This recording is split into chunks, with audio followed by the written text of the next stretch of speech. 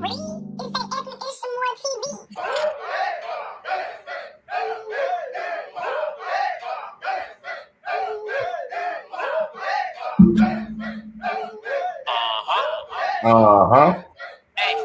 Rolling down Broadway with my motherfucking posse. With my posse.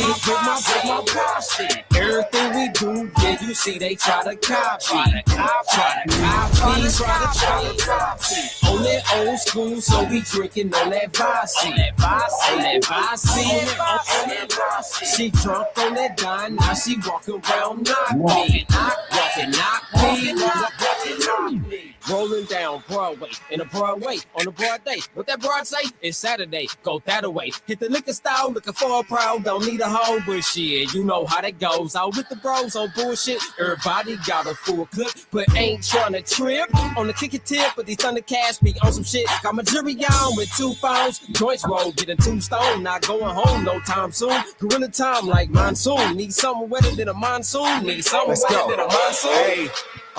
Can I get that top first? Hey, can you make that drop first? Put it on the grill like a bratwurst, no barbecue. I ain't even finna start with you. Hike it up till you touch down, then switch it up like an audible. No timeouts when we in the spot. My posse with me like Knicks a lot. Tell the niggas we ready for real. I stay with my people like Webby from Trill. Roof gone, gotta climb out. I'ma hit it, girl, till you climax. Pull up on me with that fat ass. I'm like, damn, son, would you find that with the crew dog? Rolling down Broadway with my motherfucking posse. My posse. Everything we do, yeah, you see they try to copy. On that old school, so we drinking on that Vasi. She drunk on that dime, now she walking around knock me. You can't stop me. Steady planting seeds like I'm Poppy. Honest. This is for my plug out in Godfrey. Chopping like karate, he got bricks like his housing. I just made 1,000 while you was steady browsing. It's easy. I want extra toppings and I need my piece of cheese. Run up on me wrong, I might have to do you grease. You little bitty measlies gon' catch a fucking 3-piece. Salute me when you greet me and speak it if you need Rolling right on Broadway. I was just on Hall Street. He hit me with that big alert. I be right down y'all street. Fuck them niggas call me. No, they just say, oh, head. Age ain't nothing but a number, but that's just what my post said. I heard what his hoe said. This hoe gave her whole head. Nigga, I'm an ex, baby. I don't get them hoes bread. All I know is finesse shit been built for the flexing. Don't deal with the stressing. My posse's the best clip. Rolling down Broadway with my motherfucking posse. My posse. Everything we do, yeah, you see they try to copy. On that old school, so we drinking on that Vasi. She drunk on that dime, now she walking around knock me.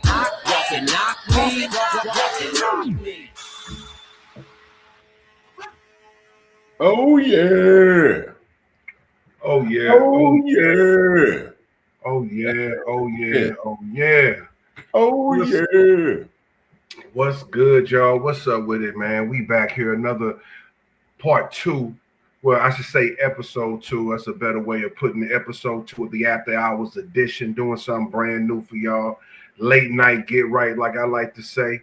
So you already know what's going on. This your boy, Vinny Vito, half of that dynamic duo, spit your gang, talk your shit. So it's the same flavor, just a few hours later. You know what I mean? Talk to him, KG. What's going on? Oh, man, Chef KG in this motherfucker. You know what I'm saying? Bang, bang, bang. Niners gang.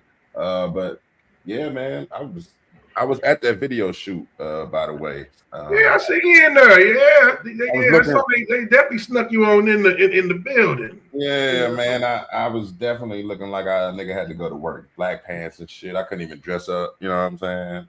I didn't even know I was gonna be in the video for real. I just went to show love and shit. But it was all good, man. It was a good time. That was that car lot. I mean the car lot. That was the parking lot at the Ambassador when I tell you that had like a little mini car show at that motherfucker when we pulled up. So right. It was like you had enough content just to shoot right there. You know what I'm saying? Just walk around. And then they had one of his somebody that had like the biggest speaker on the lot play his music and shit. Boom, you got a video shoot. Oh yeah, that's it. That's all it takes, man. What's that? 314 day? Yep.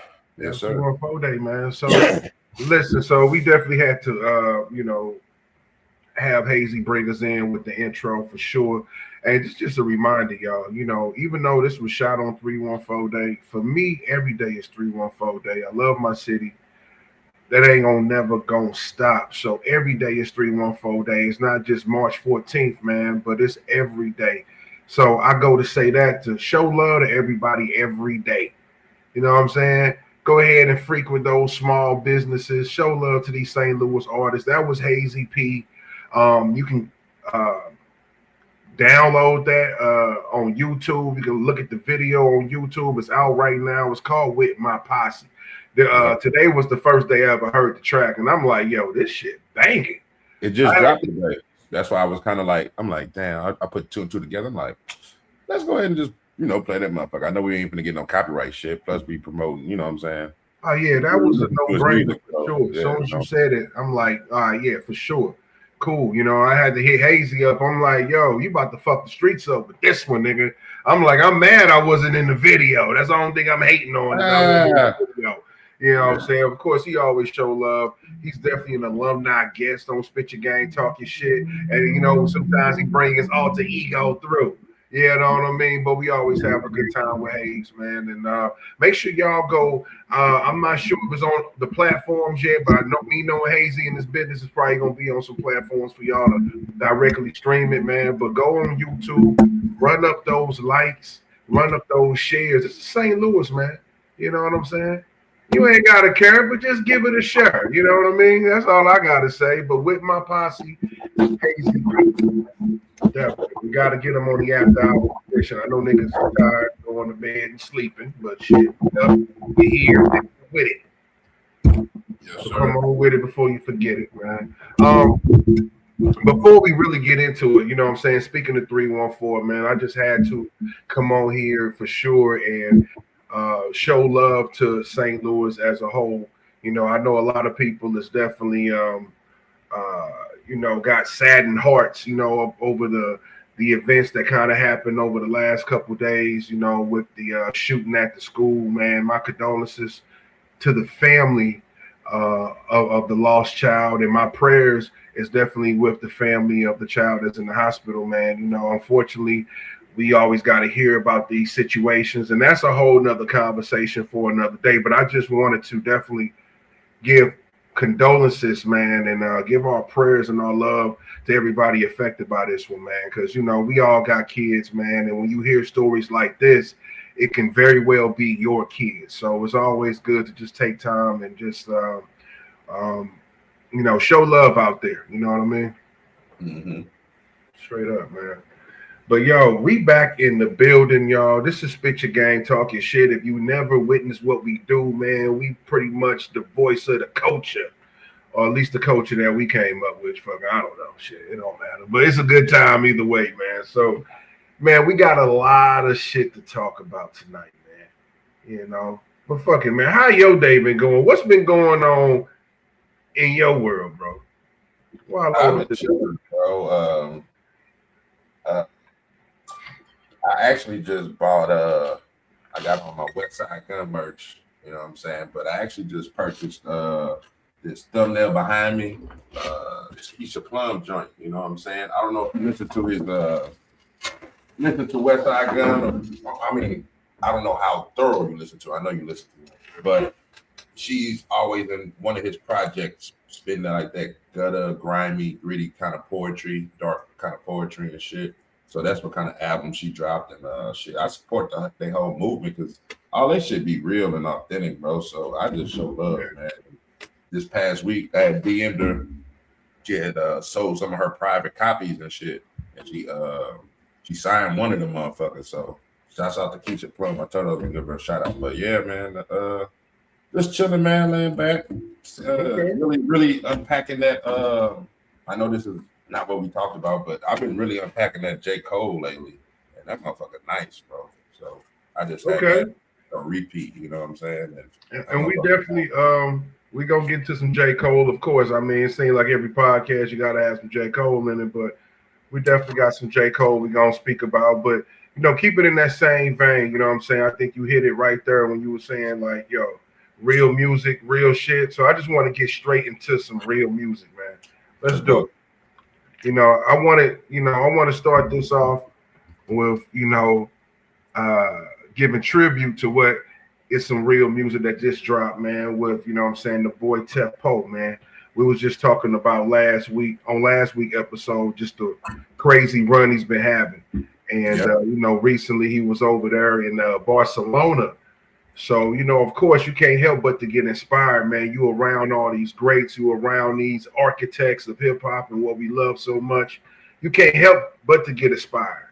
Mm-hmm. So, this made sense to me, man. This dude did a whole album. I believe he was in Barcelona when he did this album, if I'm not mistaken. I don't, I could be wrong on the origins, but he definitely dropped it and he named it Barcelona soon after he got home. So, let's get into it, man. What you think about this? This is like a 6 or 7 track EP. Yeah, I like it because he kind of just in the formula that's going on now. Like everybody's kind of like doing the 1 minute, 2.5. I say 1.5 to 3 minute song. You know what I'm saying? Because it's only like 15-minute project, if I ain't mistaken. So he kind of, I don't know if he's experimenting with that, but that's pretty dope. And I like the whole thing, but the 2 standout songs that I really like is the first track, Indiana Rome, that Alaska, that shit is stupid. And then the other one is I don't want to misquote the name, hold on, because I was just jamming that motherfucker earlier too. That Barcelona is crazy. Yeah, man, I enjoyed the album, bro. I was listening to it today. Just wanted to give another listen, so bring a fresh perspective to it. But yeah, I mean, that How Many Killers. Oh my God. Oh yeah, I fucks with the How Many Killers. I found myself freestyling on the way home. I'm listening to that. That How Many Killers. Yeah, I like it, man. But you know what? He was in his bag on that. I don't want to say this is different from what the normal Tef I hear, but this is kind of different from than the normal Tef I hear. I think he kind of tapped into a different energy right here, and it's probably, I believe, the same producer did all the tracks. So when you dealing with a situation like that, when you dealing with the same producer, y'all can get on a different type of vibe. You know what I'm saying? So I believe he just tapped into a different energy. And the bag he got some motherfucking club rockers in there. Like, you know what I'm saying? As far as performance songs, man, he got some shit, bro. He can definitely get them on. I mean, he can just, his performance for the night can just be that whole album. That's it. Yeah. You know what I'm saying? Because it just got that, it has that feel good energy, man. And I ain't gonna lie, man. Definitely made me a better fan of Tef Poe because I just like the different pockets he can go in, man. But go ahead. What you about to say? No, I was just about to say, like during that set, he can kind of explain like a city winery kind of vibe. He can kind of explain the process of how he made those tracks because it's such a short mixtape, so you can do that. You know what I mean? Like I said, the only thing, I mean, the whole project only like 15, 16 minutes, something like that. So yeah. But yeah, that'll be dope. You know what I'm saying? Kind of a little intimate little setting where you breaking down your whole, almost like an album release party, but you breaking down your album. You know what I mean? Facts. I mean, I like the way he brought in the album. I love the track Alaska. I just, I know he recently did a show out there, so I'm sure he got that inspiration from his recent travels to Alaska when he did that track. He had Indiana Rome on there. You know, those. I believe did him and Indiana Rome do a whole mixtape together? I don't know if they did. I don't think it came out yet. If they did. No. Well, what's that album that dropped where he did a collaboration album? Marco Pope. Marco Pope. That's okay. That's who it is. All right, my bad, y'all. Yeah. But I'm definitely digging that Indiana Rome collaboration on the Barcelona. That was, I thought that was a great way to kick off the album. So, man, yeah, I even like the you can call that a little skit at the end, man. You know, I'm a sucker for skits, the little Keyline voicemail and shit. He's like, man, I ain't talking to voicemail curious, nigga. So yeah, I like that shit though. I like that. That was dope. I don't talk on nobody's voicemail. Your voicemail pop up, I immediately disconnect the call. What the fuck? I ain't know I left a voicemail since like the 2010s. Being honest, that's when niggas was really taking voicemails. When niggas wasn't really sending texts like that. They was texting, but it was really like, hey, yo, call me back.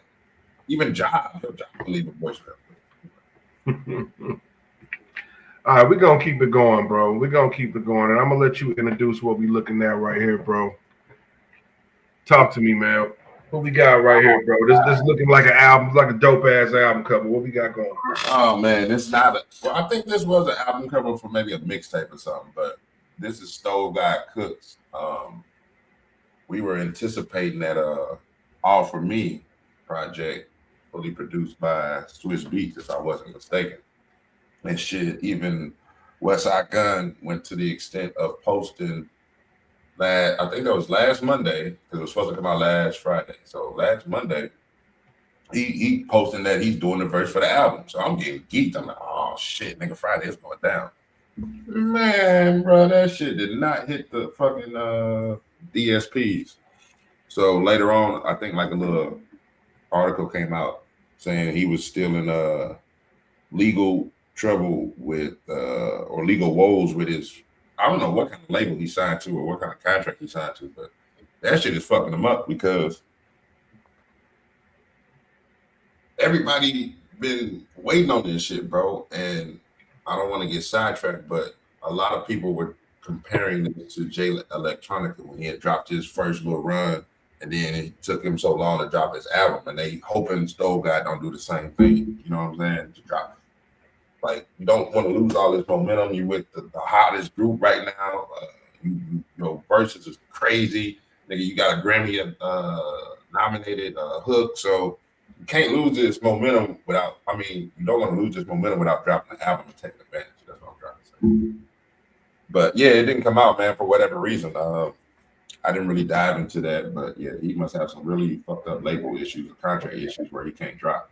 Because him and Westside been supposed to drop an album. Michelle Records. That was supposed to have been a joint project they were supposed to do.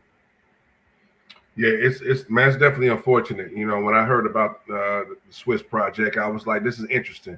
You know, it's been a while since I heard Swiss carry on the whole project, so I was interested in hearing that. You know what I'm saying? And one thing I kind of heard, I'm guessing there's some issues with a former label he was on. I'm not sure he's even on that label currently, but maybe it's some loose ends that need to be tied up. And what it is, man, these people are wait. They already know they got some type of legal stronghold on you, but they gonna wait till you do something big to where you like, fuck it, I'll just pay y'all, man. What y'all want? 'Cause you know what I'm saying? So it's perfect timing on their part. Because he was just about to drop, now they do a cease and desist. You know, they was waiting on it. You know what I mean? Because he even had it down to the fact where he was dropping on the same day he dropped 6 years ago. He dropped March 27th, 2020, which was the Reasonable Drought, which I just copped that vinyl not too long ago. And he was trying to drop on the anniversary date of that, which was, 3/27/26, but shit didn't happen. It's unfortunate, man, but listen, I'm pretty sure he's just taking this as a lesson. You know, he gonna tie up these loose ends. They're gonna work whatever they're gonna work out. Because I'm pretty sure if the project is fire, they're gonna do whatever it's gonna take to put it out. You know what I'm saying? And yeah, hopefully this ain't no Jay Electronica shit. Because if he don't work this out, it don't matter who he's dropping with. They're gonna be trying to stop some shit. So he got to go ahead and get this ironed out. Stove God is one of the. Even though he's not a new artist, you know what I'm saying? He's been around for a minute, but he's definitely over the last couple years getting this notoriety. Getting that steam behind him. You know what I'm saying? Like you say, it's showing up on the Clips album. That was a huge look. That's a Grammy winning album. So yeah, for sure. So this would have been a great time for him to drop. You know what I'm saying? And kind of right now it's kind of quiet. You know. Yeah, the J. Cole everybody's not dropping. What's up?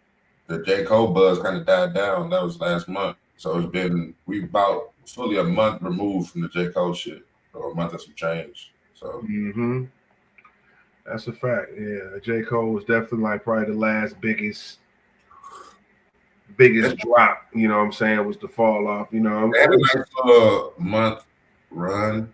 You know what I'm saying? Because most albums get a week. It drops that Friday, then the niggas forget about it Monday. So to have his shit running, you know what I'm saying, that long, plus interviews help too. Him going on Apple Music, Camron podcast.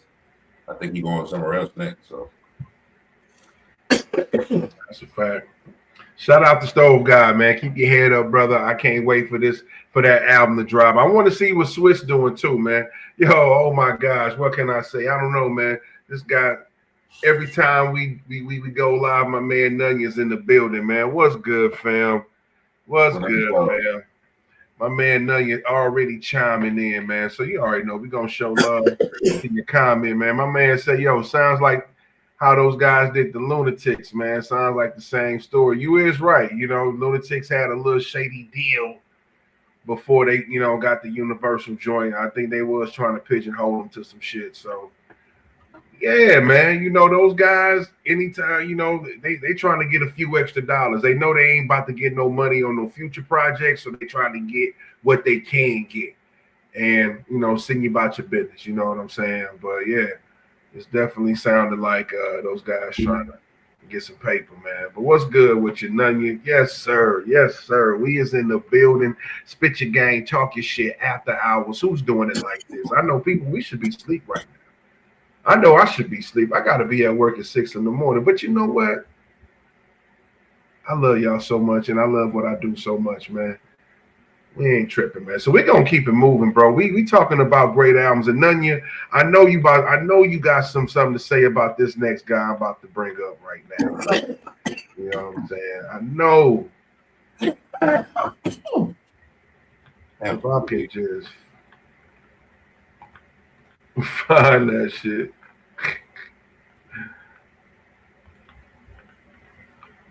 Oh, there we go. There we go, y'all. There we go. Oh. Yo, baby.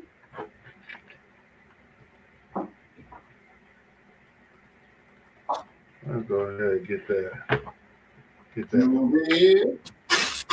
Yeah, we got to talk about this, man, because we was talking about great albums, good albums, great bodies of work, and let's go ahead and dive into this Juvie album, Boiling Point. You know what I'm saying? I can say it's been a long time since, you know, for me, I'll say at least, let me just preface my comments by that. Shout out to Stephen A. But let me just say that it's been a long time since I've been anticipating the Juvenile album. You know what I'm saying? Like, he had a straight rollout for this album. He didn't, you know, he's been talking about Boiling Point probably since last year when he announced this. Yeah. So he took his time with that. And, you know, he was giving us the videos where he was kind of rapping a verse, you know, off the song and shit. Niggas like, what the fuck? Mm-hmm. So have you got a chance to dive into Boiling Point, man? Yeah, I'll listen to it. Okay. So what's your initial thoughts on Juvie? Did it live up to the anticipation? Did it live up to the hype, man?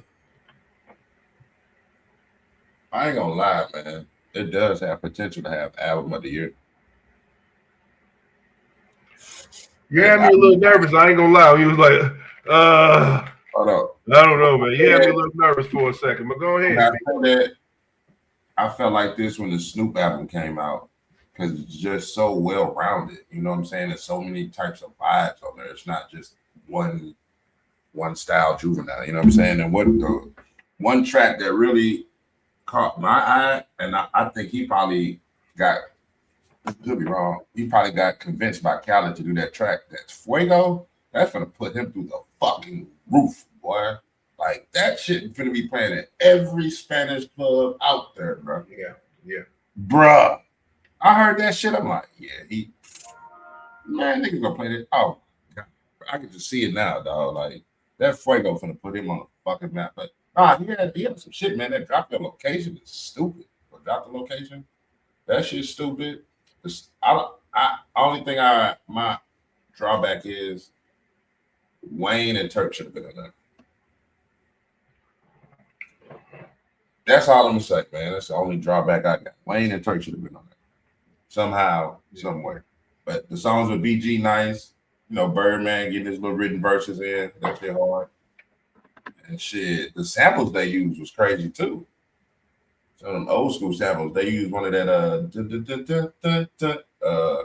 Pimp C and Project Pat had used that for Cause I'm a Player, but Juvenile did and used it too. So yeah, bro, he got a lot of different vibes on her grown music type shit, art shit. You know what I'm saying? He ain't go to no young nigga swag. He went to like what he's about. You know what I'm saying? Or what he on. So that's why I like it.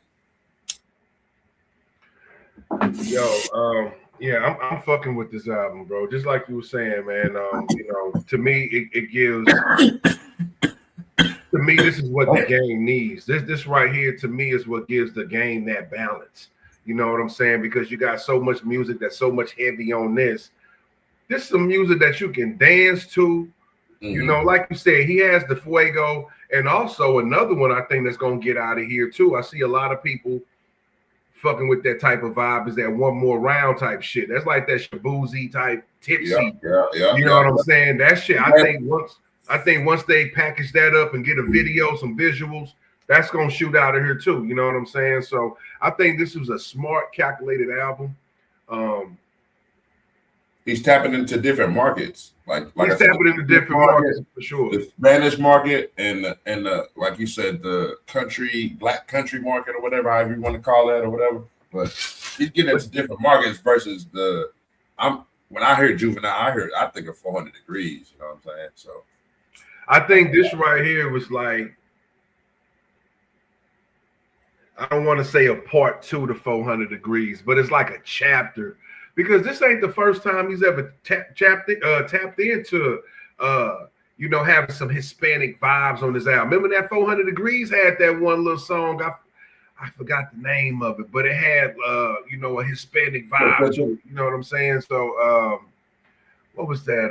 I can't remember the name of the song, bro. But Juvie know what he doing, especially being from New Orleans, dog. You hear all that type of music. You know what I'm saying? So. That's why it comes so effortless for him to do it. You know what I'm saying? He's been doing it. He's been killing any type of track he put in his face. But now, I just think he figured out the formula. You know what I'm saying? Again, I should say. That Big Booty Bitch is just like a strip club anthem. That's what you need. And then you got the remix with Megan Thee Stallion. I mean, man, that right there is going to take it out of there. So he tapped into different markets or pocket, I would say, not markets, pockets, or there could be markets too, but like strip club market, Spanish dance hall, or that's it, country shit, or he still got the hood by the nuts. Then he got the grown folk song, you know what I'm saying, about laying the D, you know what I'm saying. So all the old aunties really reinvigorated by this nigga. So, bro, this shit hard, bro. That shit hard. Hey, yo, my man Nunyan say, listen, Nunyan, what's up, Nunyan? You might as well let me extend the invitation, bro. You want to come up here, bro? Honestly, I'll send you the link. You can just slide. You can just go ahead and spit your game and talk your shit, man. We used to do it coming to the stage where we invite the guests to come through. You know what I mean? Because this man is full of knowledge. Follow Me Now was the song I was talking about. Is on the 400. Yeah. You know what I'm saying? They already had that Hispanic vibe to it. So this is nothing different. You know what I'm saying? But he tapped in. Any who's that? DJ Khaled's on that track too? Yeah, that's what I said. I think Khaled. That's gonna take it out of him. Like, yo, this is out of here. You know how he talk. Yo, this is out of here, man. You drop this. Be the best. Man, be smart. Yeah. Be smart. You loyal. You're capable. The potential. I can see Khaled giving him some kind of spiel because I can see Juvie like, what the fuck is this? Just off first hearing. Or I could be wrong. The nigga could have been rocking with it and they could have just. But I see that being one of those tracks that he kind of like, man, what am I getting myself into? And you could be right about that because, you know, I've seen Juvie on his latest interviews talk about songs that he should have did, but he passed on them. When he was talking about that song that Manny Fresh gave T.I. Drop back. Top drop back. Yeah. You know what I'm saying? Down low. Exactly. You know what I'm saying? He passed up on that song, and you saw what that did for Tip. That shit went out of there. You know what I'm saying? So it might take somebody like a Khaled to be like, "Hey, bro, it's that one. Trust me." You know, like Pharrell and Nori when he told him to do that what. You know what I mean? Hell yeah. And just recently with Max B and French Montana. French Montana had to beg Max B to get on that. Ever since I left, you saw. Yeah. And that shit took him out of there. So yeah, sometimes it take that person to be like, bro, just have some trust in me, and you gonna see what happened. But man, just to get back to the album, bro, I think it's a dope album, man. One of my favorite songs is "Fuck Something and Doze Off." I think that's some grown man shit because that's what I want to do in my life. I want to fuck something. I want to doze off after. That's what I'm saying, bro. So it's relatable to a 44-year-old nigga. It's relatable to anybody because it's still relatable because everybody want to fuck something and doze off. But I just like how he was able to capture that shit in that. And then like you said, he put the sample. He put that yeah. Come on, bro. It's out of there, bro. I love this album, man. Hold on. I'd be remiss if I didn't say this. The song with his son, they need a visual for that, bro. Is out of there. That almost sounds like a Dr. Dre-ish beat to me, bro. When I first heard that beat, I'm like, God damn. Like Jay-Z could have spit on that beat, man. Straight up. Like that beat is, I don't know who did that. I doubt Manny Fresh did that. Let me check it out. Because that beat is stupid, bro. But you know, one thing, I'm glad you said that because I believe how they promoted this album last year, that this was going to be a strictly Manny Fresh album. Did you hear that as well? Manny Fresh was producing all the tracks for this album? Yeah, okay. Well, that was, I believe I heard that last year that this was going to be a fully produced Manny album, but or maybe not, because I did see that Swiss Beats gave him a track on here as well.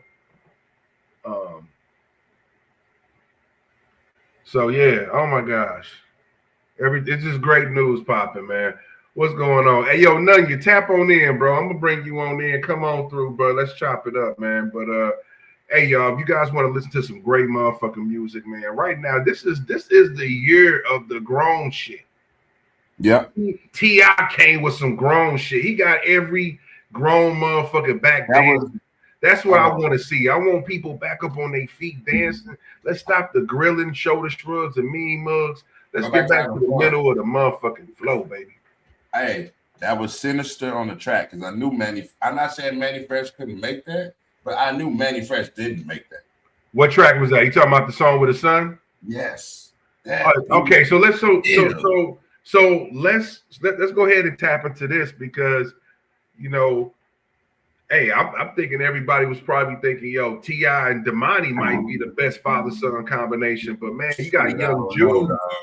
You got Young Juve that just brings a total different perspective.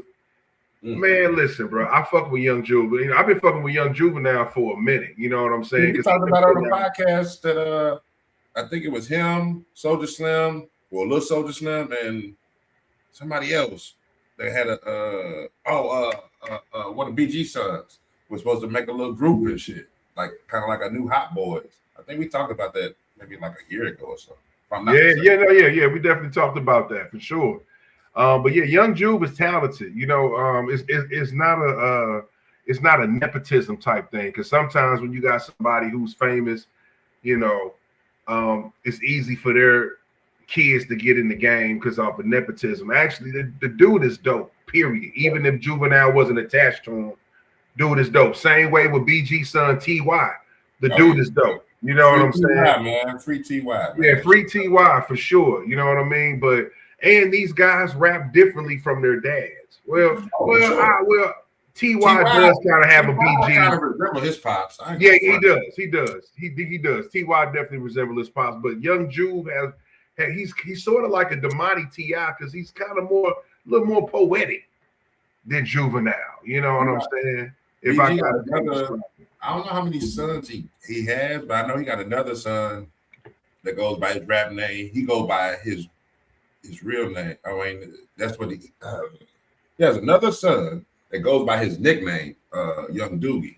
That's what they call BG in New Orleans. So he got another son, Young Doogie, and then he got TY. But I don't think I heard Doogie, his other son, rap. But I know listening to TY, like that little nigga there, man, he got it. That little nigga got it. Free TY, man. We definitely gotta. Hold up, yeah, man. I'm tired of the bro. What's up? No, bro. You gotta stand down on that one, Trey. You gotta fucking relax. Let's talk about it. So Jadakiss and his son will watch all of. I ain't know his son rap. So y'all right now. I heard him spit. Y'all niggas putting me on. I think he spit a freestyle on like Funk Flex or something, if I ain't mistaken. I ain't heard him like on the track with his pops, you know what I mean? Because just be on that, we talked about that last week, that Boosie and Poison Ivy finna hit too. You know what I'm saying? The father-daughter combo. That was and that shit is official. That shit is official, bro. That shit is official. Boosie and Poison Ivy definitely got something cooking up in there. But yeah, I mean, listen, I ain't gonna lie. Jadakiss' son might have the most pressure out of all those kids we just named and their fathers. Jadakiss might, because Jadakiss is top 5 dead or alive. So people put Jadakiss on a Mount Rushmores. And hold on, let me go ahead and clean that up, because people put Juvenile on a Mount Rushmores too. Don't get it twisted. But when you hear the rappers put their Mount Rushmore together, right? Mm-hmm. You hear Jadakiss' name come up. So to me, you got a lot of pressure. It's like LeBron and Bronny. You know what I'm saying? Bronny got way more pressure on him than the average NBA guy, because now you got to live up. Let's see if you was as good as your father. You know what I'm saying? So I don't know. I ain't never heard Jadakiss' son rap, but he got a tough road ahead of him, nigga, trying to show up his father. That's all I gotta say. Top 5 that are alive. Holla at it's one thing to freestyle. It's another thing to act a song. You know what I mean? That's two different things. So you can freestyle your ass off, but you can't freestyle a song. You got to learn how to write a song. You know what I mean? No, that's the difference. And Damani, as far as T.I.'s kids, he got that shit and ran with it. Like that nigga there, man. He is.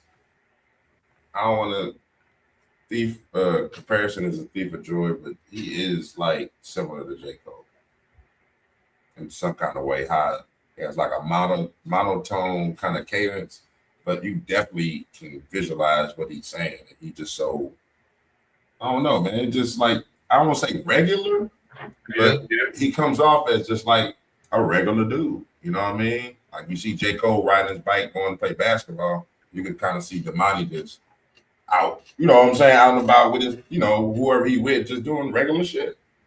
No doubt. So definitely more of like a humble spirit. But now, we're gonna keep going, man.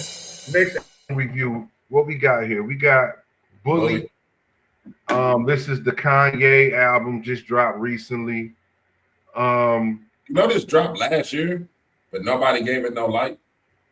But I guess it's just coming back out on DSPs, because I think he dropped it on some kind of right, exactly. You know what I'm saying? Other way he dropped it. You know what I'm saying? Like the stem play or whatever these kind of advanced shit he did. But this shit dropped last year. I remember Jim Jones on somebody's podcast like, "Yo, Kanye got the best album." Blah blah blah blah blah blah. But like I said, it came out, but it didn't hit DSP, so people wasn't really chatting about it. Now it's in the DSPs and they got the visuals. Now people start chatting. But my bad. Let's talk about this, because you don't like it? I haven't heard it, so I'm not gonna give my. No, I'll make it. Well, that's disappointing, brother. You're supposed to motherfucking look at this, listen to this damn shit, so we can talk about it, motherfucker. What the fuck? But I'll go ahead and talk about it. It's all right. Let me go ahead and give my synopsis to this shit then. So we got Bully here, y'all. This is the latest Kanye album, and this is highly trash garbage. You didn't like Father? I'm gonna have to go ahead and say it like Ari Spears. This is garbage. Garbage. You ain't like Father? What's up with it? You ain't like the track Father with him and Travis Scott? Well, I mean, let me say this, bro. You know, of course, you know, when I call an album garbage, that doesn't mean every song is bad. You know what I'm saying? Yeah, I'm just asking. Father is cool, man. You know, I was real interested in hearing this album when people were saying, yo, this is reminding me of the old Kanye. But you kind of forget there's many old Kanyes. The nigga done switched up so many times. I'm hoping it's like his first 3 albums. I'm hoping it's going to be the sampling Kanye. The sample, the soulful samples and all that. I know what you're well. That's kind of his first 3 albums. Yes, but more so not really how he was doing music sonically, but to me, his message in his music. You know what I'm saying? Like, to me, bro, when it comes down to it, Kanye's strength is doing feel-good music. You know, okay, I understand. You know what I'm saying? Positive. With Lupe, shit like that.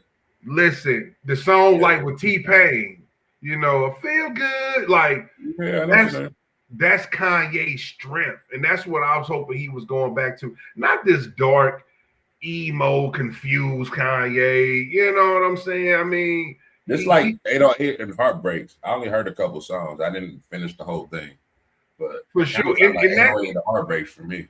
That was the beginning of the end, because 808 Heartbreaks, at first I hated the album. I didn't understand it. But then when I started going back, I'm like, hold on. He got some shit. 808s and Heartbreaks and 808s is not that bad to me. But it was like the beginning of him just experimenting with all types of different types of music. You know what I'm saying? So he went definitely way left field from what he did on Graduation or Late Registration or College Dropout. You know, kind of when I did, you know, after I heard Father and a couple other tracks played that I didn't really know the name of them and quote them, but I was getting that kind of vibe, you know what I mean? Oh, that's a fact. That's a fact, man. Heartbreaks. So, but I will give it a whole spin and give my whole decent review. But I just heard that Father joint. Well, listen, my man, crazy. The Father, you know what? The video was quirky. You know what I'm saying? But it's Kanye. It's what you got to expect. My man says it's a bunch of bullshit.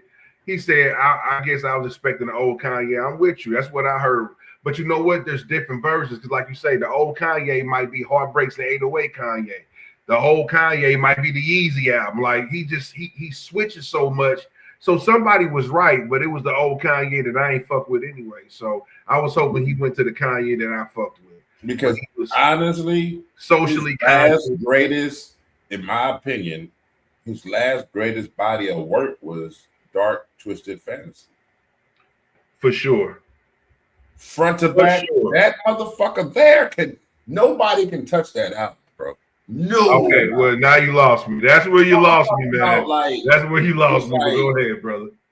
I ain't gonna say nobody can, but as far as his body of work and his catalog, that was his last like best album, bro. Like shit was banging. No, the shit was banging. I'm with you. Springboard off that album. Man, RZA was on that album. Pusha T, Rick Ross. It was, man, that album was crazy. That album was fucking crazy, dog. I fuck with Twisted Fantasy. I ain't gonna lie. The intro song, I be running the intro song back because it got the little opera type feel on that motherfucker. The shit is hard. I fuck with Twisted. But you know what? The song on there that I don't fuck with. And I got a special guest I'm about to bring. One hand in the air. I got a special guest I'm about to bring. One hand in the air. No, that's the Swiss Beat song. That song was. No, I was just okay, but I think wasn't the song Monster on there? I never liked the song Monster. You are bugging. Nigga, Nicki Minaj killed every rapper on that song. I'm not saying that. I'm not saying that Nicki Minaj didn't have the best verse. I'm just saying that I don't like that song. I'm not running around listening to Monster sonically. I just want to put that out. Sonically, it just don't sound good to me. And that's why I never fucked with it like that. But I mean, my man Jay-Z was on there. All the heavy hitters was on there. I mean, it was a song that you had to pay attention to. Ross, Ye, That's what I'm saying. And Nicki. Okay, that's what I'm saying. You had to listen to a song because they had too many heavy hitters. But I'm not gonna lie, Monster was not my shit. But let me go ahead and bring my special guest, man. You already know, man. Half of that country cousins, man. Oak Cliff 214 the motherfucking building. It gets no realer, it gets no triller. Let me bring up my nigga. King Trey in the building, man. You know what I'm talking about? Yeah, man. Straight up, man. And listen, you came right on time, bro, because you right on time for the next topic, man. Because you already know I love your perspective on this guy right here. So let me go ahead and get this popping, man. But you know, but in the meanwhile, how you doing, my brother? You rolling up that regular weed? What happened? We can't regular weed. I'm rolling up that St. Louis. No, you ain't. You bug. Hey, So well, you might be in somebody's bathroom doing a chicken head. You shit from the dispensary. Hey man, this nigga smoking that St. Louis. Nah, nigga said St. Louis. Nah, man. Well, listen, man. Let's. Yeah, man. Let's definitely go ahead and throw on the Nipsey hat for this one, man. It's you know what? It's crazy to say that it's been 7 years since this guy's passed. That's crazy. That's crazy. That is crazy. It's almost 10 years since this guy has passed. And I'm gonna ask all y'all this question right now. Yeah. Where was y'all at when y'all got the news? I'm gonna give mine briefly. I was working at Tin Roof in Memphis, and one of my bartenders / servers came to me. He's like, "Hey, bro, I'm working the line and shit." He's like, "Hey, bro, Nipsey Hussle just got shot." I'm like, "Man, stop playing with me, bro." And continue cooking this shit. So about 30 minutes go past. He's like, "Hey, bro, look, show me the TMZ shit, bro. I go outside, bro. I'm just sad, bro. I'm sad." So that was my shit. I couldn't even believe it, bro. I don't think the video was circulating at the time, but I didn't even want to see it. But yeah, that was I got it in real time working in the kitchen, bro. I would never ever forget that. That was the equivalent. That was the equivalent for like Tupac back in the day, because I was 96. That was in 96, so I was only like 11. It hit me, but it didn't hit me like this Nipsey shit. We were like the same age, started doing the same shit. So, I think, I definitely think we all can go back and it was definitely one of them times to where you can put a time stamp on where you was at when you heard it for sure. Oh, for sure. You know what I'm saying? I mean, because it's crazy. Well, it's not crazy because it's definitely deserved, but I feel like his death is still affecting us to this day. I think people still wanted to see what he was going to build. We wanted to see the full vision. You know what I'm saying? Because he was giving us the vision. I think we wanted to see the full result. You know what I mean? So definitely, man. Oh man, my man Trey came through. Hey, listen, Trey, what's up, bro? Hey, listen, come on through, man. Hey, my man Trey came with a hot take. He said niggas acting like he had Tupac or Biggie status. Nigga wasn't even bigger than Eazy-E, if you ask me. Now he do. Oh, I'm gonna let you go. Yeah, for sure. Because we like I say, this is all we include the guest on this one, and we I'm gonna give my respect. We include the audience as well. So let's go ahead and just. Well, is it? Well, go ahead. Hold on, Trey, because I'm gonna let you go because I already know I'm about to pop my shit. You're passionate on this one. I'm about to pop my shit. I just want to break down what he just said. Niggas act like he had Tupac or Biggie status. Okay, let's break down that piece. No, Nipsey is not bigger than Tupac or Biggie. No one said he was. Nope. So I feel my man on that. It's kind of harsh to say, but it's some real shit to say. He's not bigger than Tupac or Biggie. But one thing that he kind of his movement was was considered as equivalent to that thug life shit. He had everybody in the world on that CISO shit. He had the whole world on that marathon shit. He really had the world really on that shit. Like the world really did a whole 360. I never seen so many rolling 60 states come out the woodworks after this man passed away. Like he really had like some shit in motion where, you know what I'm saying, niggas was riding behind his movement. So that's where the difference is. That's where it come in is where he's like characterized as a Tupac figuration, so to say. You know what I'm saying? Because of his motion, because of his movement. You know what I'm saying? Not because of his lyricism. Not to say that his lyricism wasn't painting a picture, because you know what I'm saying. Blue Laces 1 and 2. Blue Laces was talking about him. What? Blue Laces 2 was talking about the industry. So it hit different. So we're not gonna act like this. We're not gonna act like this nigga wasn't talking about no real shit that was going on in LA. He was talking about real Cali politics. Nigga, where you from, nigga? That's the shit where nigga break your shirt up, nigga. That whole skit about the whole tattoos and that shit, like that shit really, nigga, really painted a picture of California. Nigga, that nigga really made niggas go to the land and tap in. Like for real. Tupac didn't do that. Tupac gave me gave me a picture of the 90s and how revoked the 90s were, this, that, another. Not to say that the 90s was clashing with the 2000 and beyond. But I'm saying he gave me a picture of the true 90s of that to live and die LA made everybody want to be in LA. So to a certain degree, bro, they both gave the same like aspect to the game, just in different formalities. Okay. And listen, bro. Let me piggyback off of that, because he was innovative because he did shit that nobody had ever done at that particular moment too. He was the first one to sell $100 and $1,000 mixtapes. You know what I'm saying? Nobody was believing in themselves and jumping off the porch and slapping their price and shit like that. And he was really knowledgeable about the industry. After he got into it, you could tell of the growth of his mixtapes. I'm not I'm not a fly-by-night Nipsey fan, nigga. I was jamming this shit in real time when it came out. The Marathon Continues, Mailbox Money, Crenshaw, all that shit. So I wasn't there before when Bullets, I think it was like Bullets Got No Names. I wasn't there for those mixtapes, but I kind of listened to them. But man, I was really listening to this shit, bro. Dude had game, bro. He was kind of like a Pimp C of the West Coast, man. He was unapologetic.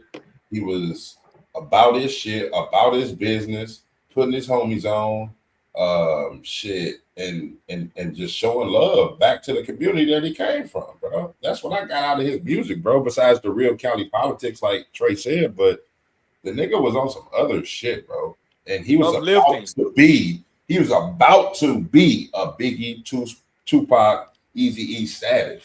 You know what I'm saying? Like he was on his way there. Like Victory Lap just solidified, like, yo, I'm in the game, nigga. This is what I'm about to do. Like, imagine if we got imagine how rappers do, they got like part 1s and part. Imagine if we had Victory Lap part 2, nigga. What would that sound like? And take this in mind. Let me feedback off of that. This man did something, bro. Like I go back to the politics, but it just shows that how powerful he is, bro.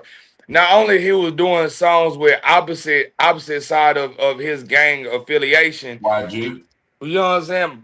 Pyrus, you know what I'm saying? Like last time I checked, like that was almost a coherent saying, like almost a truth song, so to say. You know what I'm saying? Like that was almost a truth song. So if you want to be honest with you, that was a very powerful song for California. That was a message for the world. You know what I'm saying? Last time that I checked, you got Nipsey on the blue side. You got YG on the red side. But they came together and made a full-fledged, complete ballad of a song. You know what I'm saying? Not even one, but twice. Fuck Donald Trump. You know what I'm saying? Like, no, so we're not gonna discredit Nipsey in no type of form or way. No, he wasn't, you know what I'm saying? He wasn't Tupac, but you're not gonna discredit him for the things that he did do for hip hop. We can't do like that. I said, they're proud to pay shit. We know I what. don't know if he invented that, but he was on that whole movement of I paying got you. I $100 got you. Let me just chime in real quick, man. Because y'all both made some valid points, man. Y'all both made some valid points. When it comes to Nipsey, similar to Tupac, he's a polarizing figure.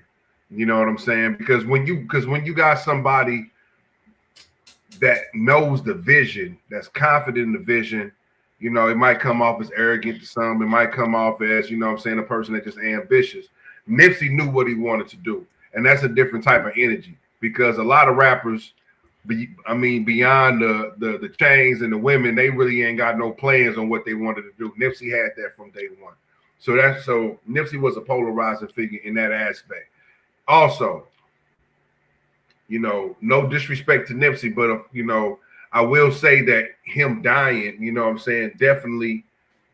I'm gonna say this. I'm gonna say that him passing away put him in the same vein as a Tupac, because when you think about West Coast rappers, his name is going to come up. Somebody might say Nipsey before they say Ice-T. I'm gonna keep it 100. It's because of impact. Yeah, he didn't have the career as a Tupac. I mean, really, he might have had a better career than Biggie, because he put way more music out than Biggie. You know what I'm saying? When it comes to terms of how much music he put out. Yeah, but he had a lot of mixtapes. The same reason why Biggie is mentioned with those guys only putting 2 albums, because the impact. So sometimes, you know, you ain't got to be there for a long time. You know what I mean? But long as you, hey, listen, long as you make it a good time, you can have your name in the Hall of Fame. Now, I'm gonna say this: the first time I heard Nipsey, I wasn't on Nipsey. Like you was probably on the way more than me. The first time I heard Nipsey was through Drake, the song "Killer," because I was with Drake tough at that time. That's Mailbox Money, if I ain't mistaken. You know what I'm saying? So that's the first time me looking for Drake songs. That's how I ran into that, and I'm like, "Who's this nigga? This shit hard." Okay, West Coast, and that's what made me to start digging into Nipsey's catalog. But I will say this: yeah, he's not as big as an Eazy-E. I understand that far as namesake, but this nigga can rap his ass off. Nipsey was a dope lyricist. Let me say that. Dude was dope, bro. Like rap niggas. Nobody in the industry touching rap niggas, bro. I'm sorry. And that song was you know, he made rap niggas like 4 years before that song. No, I'm sorry. He didn't make rap niggas 4 years. The dude who made the beat is a white boy. I don't know if you know that. Yeah, it's a white boy that made the beat. That beat's stupid. Listen, the white dude was like, I'm sorry, I don't want to call him white dude. I just don't know your name, but he was like, that was one of his first beats he ever made. He didn't even like the beat. He thought the beat was old. Get the fuck, nigga. I might have to pull them stories later, bro.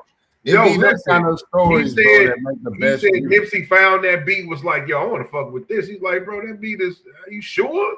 Yeah. Like, he was ready to give Nipsey his best and brightest. You know what I'm saying? Yeah. Nah, Nipsey like, I want that motherfucker. So, yeah, he said that beat was hella old before he gave it to Nipsey. It was like 4 or 5 years old. That adds to Nipsey's character for finding a diamond in the motherfucking rough. Straight up.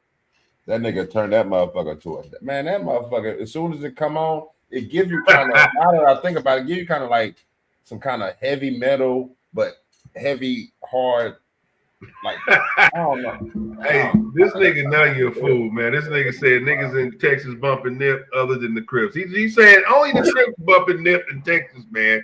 Stop the cap. And that nigga, now you a fool. Hey, but he might be halfway right. But listen, everybody that ain't good. He might be halfway right. Because I'm just saying, everybody don't bump Nipsey like that. But I did, bro. I'm gonna give him credit where credit is due. Nipsey. I'm gonna say, I mean, he had started. No, and the reason why I'm gonna tell you the reason why we did bump Nipsey already, because one, he already had a song with Zero that was in the state that was doing numbers. That was on Crenshaw.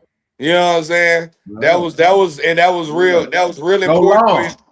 When him and Slim Thug, when it called roll on. Yeah, roll on. I'm here, nigga. You know what I'm saying? And that was and for his career wise, that was a very important song for Nip. You know what I'm saying? Like giving a true like Texas welcome. You know what I'm saying? Like on that part. Then Beto, before that, he already had songs with the Road Music way back, you know what I'm saying? Way back like 07, 08, 09 type shit, low end. You know what I'm saying? That was the Roast Music single featuring, you know what I'm saying, Nipsey Hussle. So nah, bro, you know what I'm saying? Like Nipsey was trying to get in the game, you know what I'm saying, before niggas said, like, fuck it, I'm gonna go. Like we learned the politics through politics and you know what I'm saying, woo woo. But nah, Nip was trying to get in the game, bro. You know what I'm saying? He was doing all type of songs. He wasn't just doing just, you know what I'm saying? And that song with Slim Thug, Zero, and I think somebody else on that song, bro. You know what I'm saying? Like, huh? Maybe Trey the Truth, but I don't think so. I think it was just them two. Yeah. I But think it nah, was you know what I'm saying? Nah, nigga been on Nip. Nigga just got a little bit more into Nip probably in the marathon. That's probably when I say. And then the marathon to continue, that's when I was like, okay, cuz got something. Well, the first time I ever heard Nipsey was, because I'm a big Currency fan, was on that Smokey Robinson tape. It was they took that matter of fact, they took the old Eazy-E beat. I'm trying to think. I think that was an old Eazy-E beat. Either way, it was a West Coast beat. And it was Wiz, Currency, and Nipsey.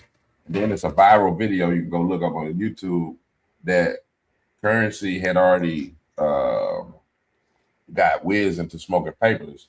So now these two niggas smoking papers, and this nigga Nipsey still smoking blunts, and they keep trying to convince him. It's a viral video. Y'all can go look it up. Yeah. I've seen that. Okay. Yeah, they in the studio trying to convince this nigga stop smoking. I don't know if he's smoking cigarillos or Dutchess or whatever, but he's like, "Yo, bro, it's bad for your lungs. You rap, blah blah blah." But it was just funny because Nipsey was like, I ain't fucking with them motherfuckers, but it was just funny how they were trying to convince them, you know what I'm saying, to get on that shit. Shouts out to Nip, man. R.I.P. Nip, straight up.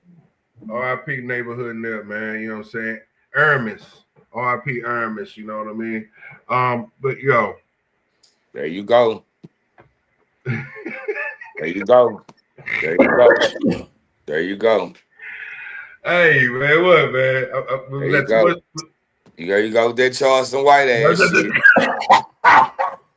There you go with that old Charleston White ass shit. There you go. Hey, I was thinking nothing but Charleston White when I said that shit. That was nothing but Charleston White. That was nothing but Charlie White when I said that. Like, yeah, R.I.P. Hermes. Oh shit! That was definitely Charleston White, man. I had to go Charleston right there, man. But no, man, R.I.P. You already know, bro. Hey, so let's go ahead and get into this. Well, we're going to keep on rolling through, man. What's going on with you, man? Yo, we got Israel Life for Life up in the building. What's popping with you, man? Listen, if y'all brothers want to join in, I left the link up in the comments. If y'all want to come through, holler at your boy. Y'all can come fuck with us. This is the after hour spot for the people that's just joining in. Shout out P, man. We got Resident P. I don't know if he's still on. If he's still on, he probably looking at stocks, man. But shout out to the Wolf of Sheffield, bro, for tuning in. You know, as always, love, homie. Shout out anybody that's just joining in. It's After Hours episode 2. We giving y'all some of that late night feel, some of that David Letterman type shit. You know what I mean? So let's go ahead and keep it rolling, fellas. We got J. Cole, Camron. What I would say is kind of like a shock drop. You know, I didn't see this coming. You know. But you know, especially with the lawsuit shit that went down last year, you know, to give y'all some background for people who don't know, Camron felt like J. Cole kind of breached the business agreement, you know what I'm saying, where he would do kind of like a swap. You know, back in the day, a rapper would do a verse for a verse. I do a verse in your album, then when I come back on my album, you do a verse. You know how they used to work it out. So Camron felt like, yo, listen, I did 2 joints for you, you know, rather than you do a song for me, because he don't do music no more. He like, shit, do an interview with me. You know what I mean? So this process kind of went over 3 years. You know what I'm saying? 3 years, it was back and forth. J. Cole was like, listen, I want to drop this project to fall off, and then I want to come up and do an interview with you. You know what I'm saying? Anyway, this process took some years. So, Camron, Harlem nigga, feeling like, oh, nah, nigga, what's up? You trying to play me, bro? I did business with you. You asked me to do something. I came through, did it 15 minutes, whatever the case may be. So he threw a lawsuit on his ass. So I don't know. I forgot when this interview dropped. Maybe last week? Last couple weeks ago. Wednesday. So boom, as of that day, all of a sudden we see a trailer where J. Cole, was walking into the studio and looking at Camron like, yo, a lawsuit beat? That's what we doing? And now takes us to the interview itself, man. So did you guys get a chance to watch this interview or see maybe some clips of it? Yeah, I watched the whole thing when it dropped. Okay. What was your thoughts on it? Man, talk about it. Well, I kind of hate and love when certain people do interviews, but they say the same story on every platform, if that makes sense. Certain individuals or certain friendships or relationships bring certain information out that other people may necessarily can't get, if that makes any sense. So I watched the Apple Music interview first with Nadeska, with homegirl from Everyday Struggle. And I watched that, and I kind of see where he was going to go with the Camron shit in a sense. But they had their own shit, like I said, with the lawsuit. So that's what made that interview different. So when I did watch it, I can believe Camron that was like a wake-up call, like, yo, nigga, like, the jig is up. What were you doing? You know what I'm saying? I don't think he would ever go through with it, like he said. But the fact that J. Cole was still ready to do the interview regardless of the lawsuit, if it was still pending or not, just shows how a real nigga he is. You know what I'm saying? But he gave a good interview, candid interview. They got the elephant out the room. You know what I'm saying? That was the first question. You know what I'm saying? What's up with the lawsuit? Got into the Kendrick and Drake shit. And I found it kind of odd that he is friends with both of them. And he said he was cheering for Kendrick when he got his Grammys, had a hell of a year. But then again, on the same token, he's like, man, I hope Drake drop Iceman and it's just the shit. So he's in a very conflicted position because I didn't even think like that. You know what I'm saying? I didn't know how cool he was with both parties. So he kind of gave more light to the apology and shit like that, and it kind of made sense. But overall, man, it was a great interview. And like I say, I still jam that album. The album is fucking classic. I wish I could go see one of his concert dates. It's not coming to the Louvre, but travel to go see it. But yeah, all in all, bro, good interview, great interview. Cam had to talk his shit, you know what I'm saying? Make sure his presence was felt. But other than that, man, I think he got it all off on the table and he feels good with the decision that he made because that led to more songs. So if he would have put out the fall off, if it was when he said it was done, I don't think we would have got such a polished product. Because I didn't know he had songs with Kendrick that he was planning to put out on that motherfucker too. People didn't know about that. And that probably would have been crazy. Bro, what? Didn't you on the song? You know what, bro? I feel like, bro. So I'm done though. Yeah, that was my spiel. It was a great interview. Go ahead, Kim Folk. Oh yeah, real quick. I think he should have still put out them songs with Kendrick. You know what I'm saying? Because I don't know, man. You know, it's all about at some point. You definitely got to give a fuck about your listeners. Just like you said, man. You know, if we would have been able to hear Kendrick and J. Cole on the song, that would have been crazy. I mean, that's for the culture. Sidebar, I'm gonna cut you out, but you remember the culture was teasing us with like they was coming out with a mixtape together and it's dropping on Black Friday. I forgot what year that was, but yeah, for sure. Yeah, those guys, niggas was looking for that kind of collaboration, and I'm done. So yeah, for sure. And but all in all, I would have hoped that he would have dropped them songs with Kendrick, but Cole is soft as fuck. Hmm? what'd you say? Cole is soft as fuck. Hold on, before you get into that, because I'm gonna let you go. I just want to say this. I just love how Camron effortlessly got into the tough questions. Like, I think sometimes when you saw J. Cole, he does a great job, but he didn't look surprised. But I think when Cam was like, yeah, so man, so did that Diddy fight really happen for real? Like, he just came out of nowhere. Like, you know what I'm saying? One thing about Cam, he's going to ask his questions. Now, go ahead. What's up? You was talking about Cole, soft as a motherfucker? No, but going back to what you were saying, I love how, you know what I'm saying, that's Cameron whole repertoire. He was like that in Paid in Full. That's just him. You know what I'm saying? He's a troller. You know what I'm saying? Right. Like, you know what I'm saying? You know, you tough, right? You gonna be all right. You gonna be good, Ace. You tough, right? You know what I'm saying? You know, like niggas get shot every day, B. you know, that's just, bro, that's demeanor. Ain't nigga, I love that. But just going back to Cole, yeah, Cole did, you know, he did a decent interview. It was all right, but just at the same time, bro, y'all cut for that soft ass nigga, bro. Y'all do. Y'all cut for that soft ass nigga, bro. That old, you know what I'm saying? Like, you know, J. Cole and Harmony ass nigga. Soft You know what I'm ass. saying? J. Cole and Harmony ass nigga. Okay, I love this nigga, bro. Like, you know what I'm saying? Like, Hold on. it's good for the Ask you a question. culture.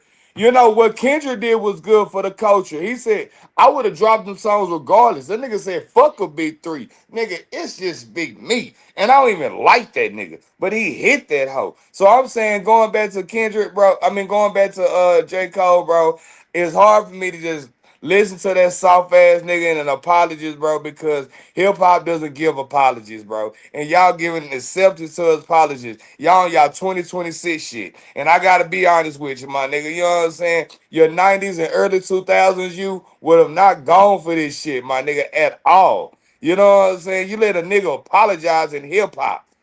The fuck? Jadakiss apologized to Nas. So what you got to say? What you say? Jadakiss apologized to Nas. So what you got to say about that? You know. Is Jadakiss soft? No, hold on. Jadakiss soft? What? Wait, hold on, Vinny. No, Jadakiss is not soft at all. But we talking about. I know, but listen. But if you're talking about, listen. It is a but. I just said it. It came out my mouth. You heard it. You literally heard it. Come on with it. I came out my mouth. So it's a but. So the but is, goddamn, you know what I'm saying, that when it comes to you talking about Nas and Jadakiss, bro, it's just a different form of legacy of legendary, you know what I'm saying, when it comes to that. Not taking nothing from Nas, from Jadakiss, but you just gotta give Nas just a pinch of an inch of more, you know what I'm saying, like legendary, you know what I'm saying, as far as they're concerned. Not taking nothing from, you know what I'm saying, because Jada done rap with Biggie and them too, but you just got to put Nas just on a different. So let me ask you this question, since you just gave that excuse for them. So these two niggas not legendary in real time? Nigga, apologize, bro. That's what we on. And J. Cole, these two niggas are not legendary. So and Drake is too. But we ain't talking about him. Too. But you know what I'm saying? But you know what I'm saying? Both of them, I mean, I would put, yeah, I mean, they cool. I wouldn't say legend. I wouldn't call them legendary just yet. You know what I'm saying? Kendrick is definitely, you know what I'm saying, making his mark and made a true historical mark for as the West Coast. And in time, he will be historical. But as a bro, you gotta understand, when we talking about Kendrick, bro, you talking about a dinosaur that came back from Jurassic Park. Like, if it wasn't for, you know what I'm saying, like that whole song with Drake and that whole situation, bro, we wouldn't have no like us and this, that, another. So you still would have been in Jurassic Park. So you got to stop there, bro. You still would have been jamming, you know what I'm saying, DNA. Like, cut the bullshit. Man, shut it down. Hold on. Listen, man. You talking heavy on some shit. You just because you don't listen to Kendrick Lamar, don't mean the nigga was quote unquote in Jurassic Park, my nigga. And that shit sounds stupid as a motherfucker. And this nigga won like mad Grammys, my nigga. Like, what is you saying? He got more than Drake. What else are we talking about? I'm happy that you feel that way. Doesn't But matter. I'm just saying, what is we talking about? That's the goal, right? That's the goal, right? To touch the streets and get some accolades. This nigga got more than your man. So what are we talking about? Of the last few years because of the Man, whole that, bro. We're not gonna We've been do smacking that, that boy for a minute. Okay. All right. So the fact of the matter is, the boy was in Jurassic Park. No, he was not, bro. That's your Definitely opinion. That's Jurassic cool. Park. I give you that. That's your opinion. Hold on, fellas. I got loyalty and royalty inside my real quick, DNA. You was on that type of time. Yes, I was. Real quick, Yes, man. I Let me was. say this. Damn, nigga, that's a classic album. Drake ain't got one of them. Let's go. All right, hold on, man. Y'all niggas doing too much right now. Hold on. That's all good. Real time. I be loving KG, bro, because he be talking that crazy shit. Let me chime in real quick because I just want to, because with me, I like You got bringing to. clarity to the You got to. situation. You got to. Hold on, real quick. All right, we done. I'm about to mute you, motherfucker. That's what I'm gonna do next, okay? I just wanted to chime in and y'all can get back to your mudslinging, motherfucker, because this is good TV. I like it personally. All right, what's up? Now listen, all I wanted to say is the reason why you can't. J. Cole didn't just do an apology, dog, because to say that he did an apology is to be unfair, and it's to be you're not being genuine if you say he just did an apology. No, he did an apology after he smacked the man in the face. That's a little bit different. You smack a nigga and you say, "I'm sorry, man. Don't hit me back, man. I was tripping." That's why niggas got on this case, KG. You already know it wasn't just the apology. Yeah. Apologized. He put out the diss and apologized. Yeah. War, though. Them niggas already went to war. Nas said shit. Jadakiss said shit. You know what I'm saying? Them niggas had a little war. It wasn't like Jadakiss said something and just say, "Oh, my bad, dog." You know. No. So you understand? I'm just saying that's the context of it. That's all I'm saying. That's why people had the only reason why because people never looked at J. Cole as like a mean guy. So an apology is right up J. Cole's alley. You'll see. You know what I'm saying? So it was the fact that you came out there, you swung first. So you back down, Kimfo. Now hold on. That's all. I mean, I'm not saying it's right or wrong. Hold on, Trey. I'm not saying it's right or wrong, but I'm saying that's why people had an issue with it. You say it's wrong. So Kimfo, a nigga get to hit you. So you get to hit a nigga and then say my bad. Are you asking me what I thought? Yeah. It was fucked up, of course. I mean, God damn, I hate to see that. Sucker move. KG. It was not good. It didn't look good on my nigga. I'm keep it funky. I didn't agree with it myself. I'm not condoning that. But okay, because I thought you would. But look, at the same time, like, all right, I'm gonna give you this example. Me and Vinny talked about this. He said, or we both came to the conclusion that during that Drake and Kendrick shit, Drake didn't drop any songs after the beef. You know what I'm saying? He dropped the project with or Party Next Door dropped a project featuring him because I don't think he could put out any music because of that lawsuit that was pending. But we both came to the conclusion, like even J. Cole said it, man, make some good music. People gonna forget about that shit. People can criticize J. Cole all they want, but they still probably bought the fucking fall off, my nigga. Like they are critics of good music, and that is great music, my G. I ain't gonna hold you. Yeah, but I do. You want that peaceful shit. Even though they dissing a nigga. So that's the era that we live in right now. You know what I'm saying? They'll diss you, but they got your record in the motherfucking crate. So I don't give nothing to that. But the nigga delivered great music. He stayed true to his fucking self. He wasn't somebody he didn't want to be, because he obviously said when he dropped that diss record, he didn't feel right. So he recanted and took the shit off. So I mean, it is what it is. And that mentality right now is why we say we are no longer Martin Luther King. We Malcolm X around this house. Yeah, man. You know what I'm saying? Nigga ain't just going for no. Yeah, nigga ain't just going for no. You know what I'm saying? Peace be still. You know what I'm saying? No, man. Nah, man, Man, I'm not trusting that. nigga gonna drop blood and then bad. Nah, bro, this is rap, bro. This is first of all, bro. This is hip hop. This is rap, bro. This is an art form, bro. This is competition between wordsism. You know what I'm saying? That's not even a word, but I just made it one. You hear me? You know what I'm talking about? Like, nah, I'm just saying, like now you don't get to swing and then bag up and then you know what I'm saying, not because your swing was a heavy one. You hit that hoe. You hit that hoe first. Before anybody, before it was a Drake, before anybody. You came out the gate like Kimbo said with the diss song. You don't back up from that. You stand up on that.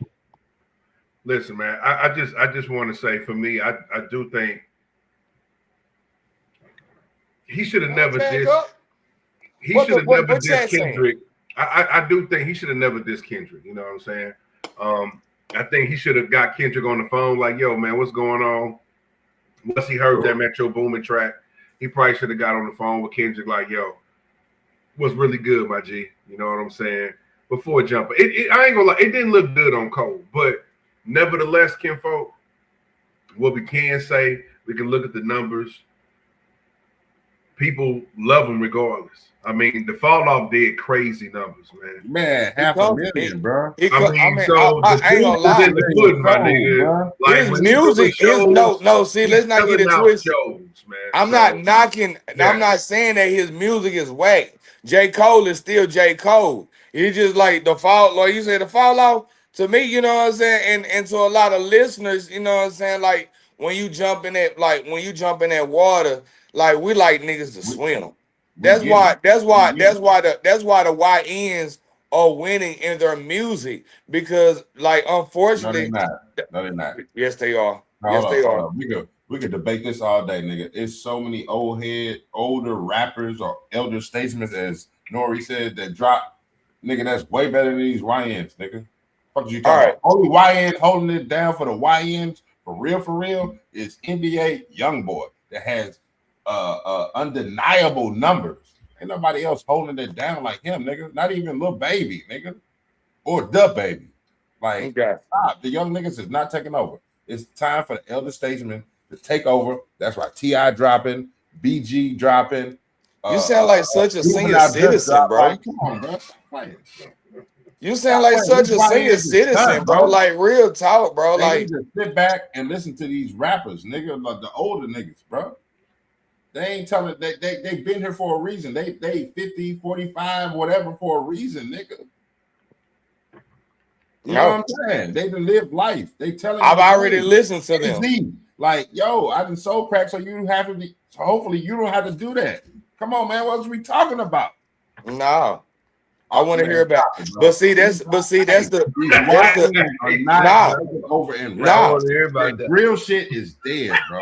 Ain't nobody listening to that shit no more. That shit. No, the real shit is what's going on right now, not what happened 10, 15 years ago. And I'm not knocking it, but you know what I'm saying? Like you're like most of the older music, and I listen to everybody because I'm in the midst of young and old, and I love that with the age I'm at right now. So boom. But you know what I'm saying? It still hits you with this. Like, I'm listening to like right now.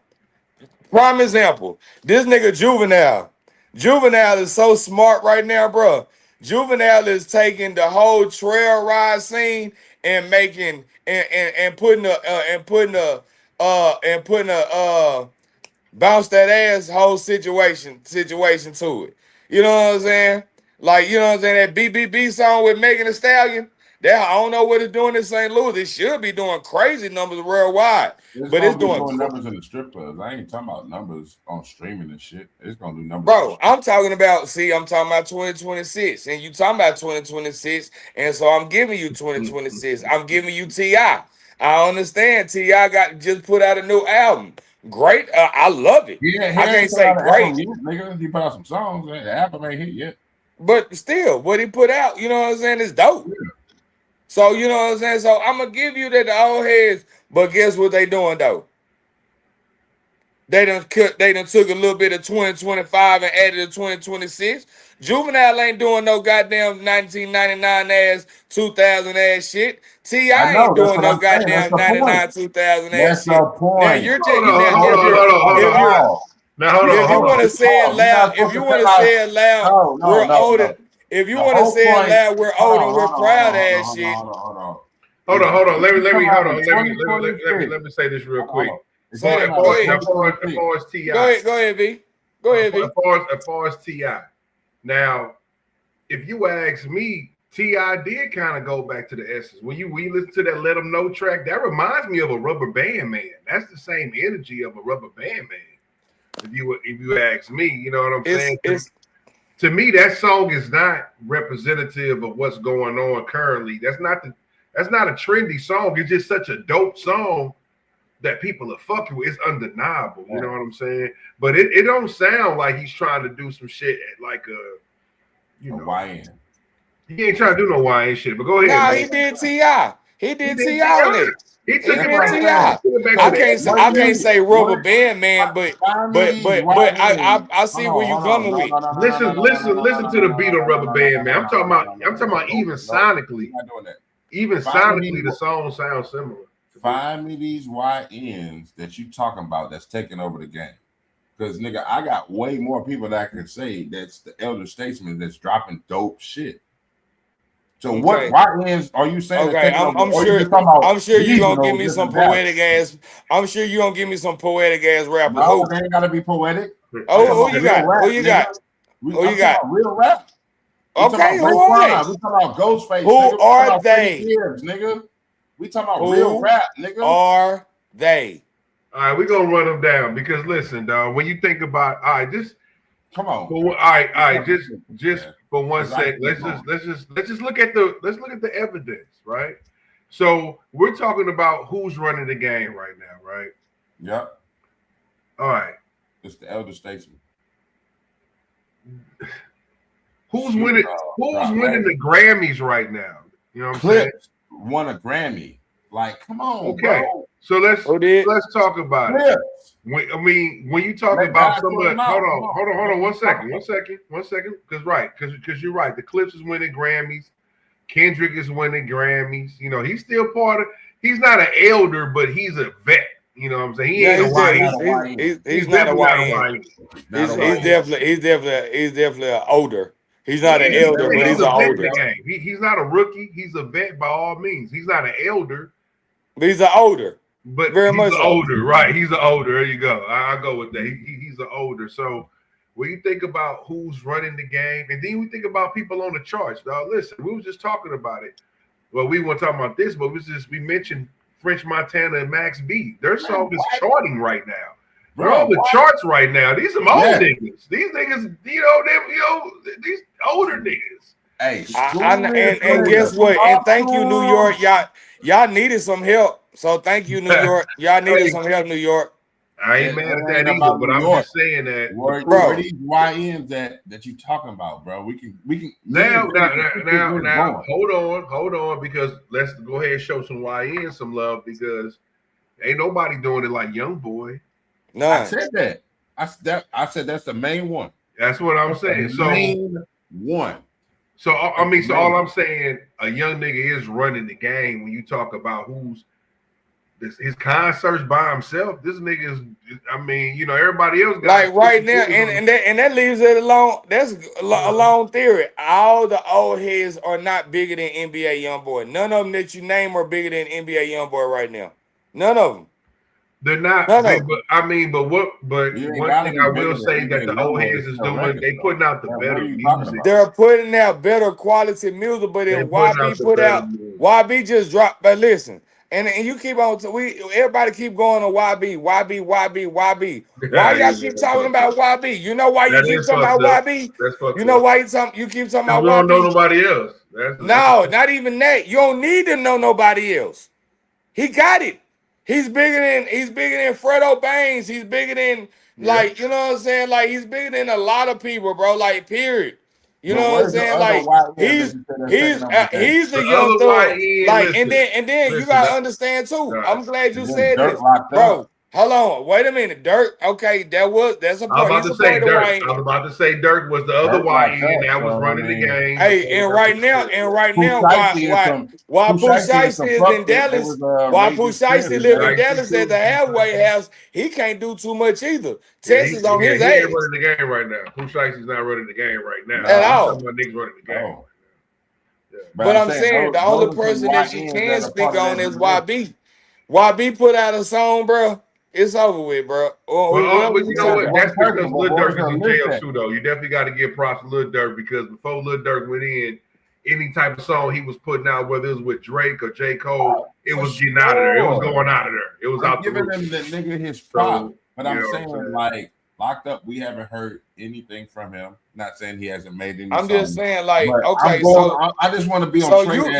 you on the 2026 run. YNs? You on the 2026 run. You forget the fact Where's is your other YNs? you got the little You got babies. Young You Boy, got little Works baby. Locked Up. Well, I can't call little baby a YN anymore, but he started off. I with would the- damn near put him in that category a little bit because if you gonna put Dirk in that What category, because YN? Dirk been rapping for a minute too now. Right, You know so what I'm you got to saying? put little So if baby you in the gonna put YN Dirk in there, you category. put That's what Lil I'm Baby saying, in but you ain't heard no noise from him right now. Fredo, G He don't Herbo, move like a G YN. Herbo, G Herbo G going Herbo, crazy. There you go, Now, G Herbo. Okay, I was I'll give waiting you for that. another guy. You know what I'm G saying? Herbo. Herb give going you that. crazy. G Herbo. His last G album Herbo. was crazy.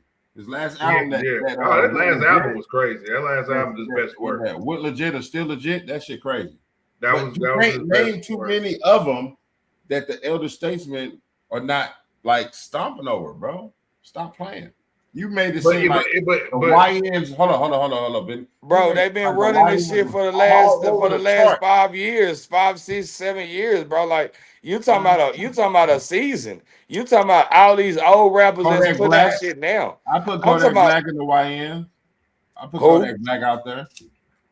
Oh yeah, Kodak, whatever Kodak go. Yeah, you know what I'm saying? It's Kodak go. but I'm Kodak expecting go. you, hey, hold on. The whole point was I'm expecting you to name these people so you can come with a list. You've been saying it for me. Y'all been saying it for me, nigga. How's that? I know you gonna rock with the pawpaws. You know what I'm saying? I know you gonna rock with all the grandfathers. You know what I'm saying? Everybody got grandchildren, you fucking with them. Oh my God. This Damn, nigga, that's fucked up. Listen. You know what I'm saying? I know that. This nigga here. I mean, I know that. Listen. I just think that like the old head niggas are having a great year. You will say that, like KG. I'm you the type.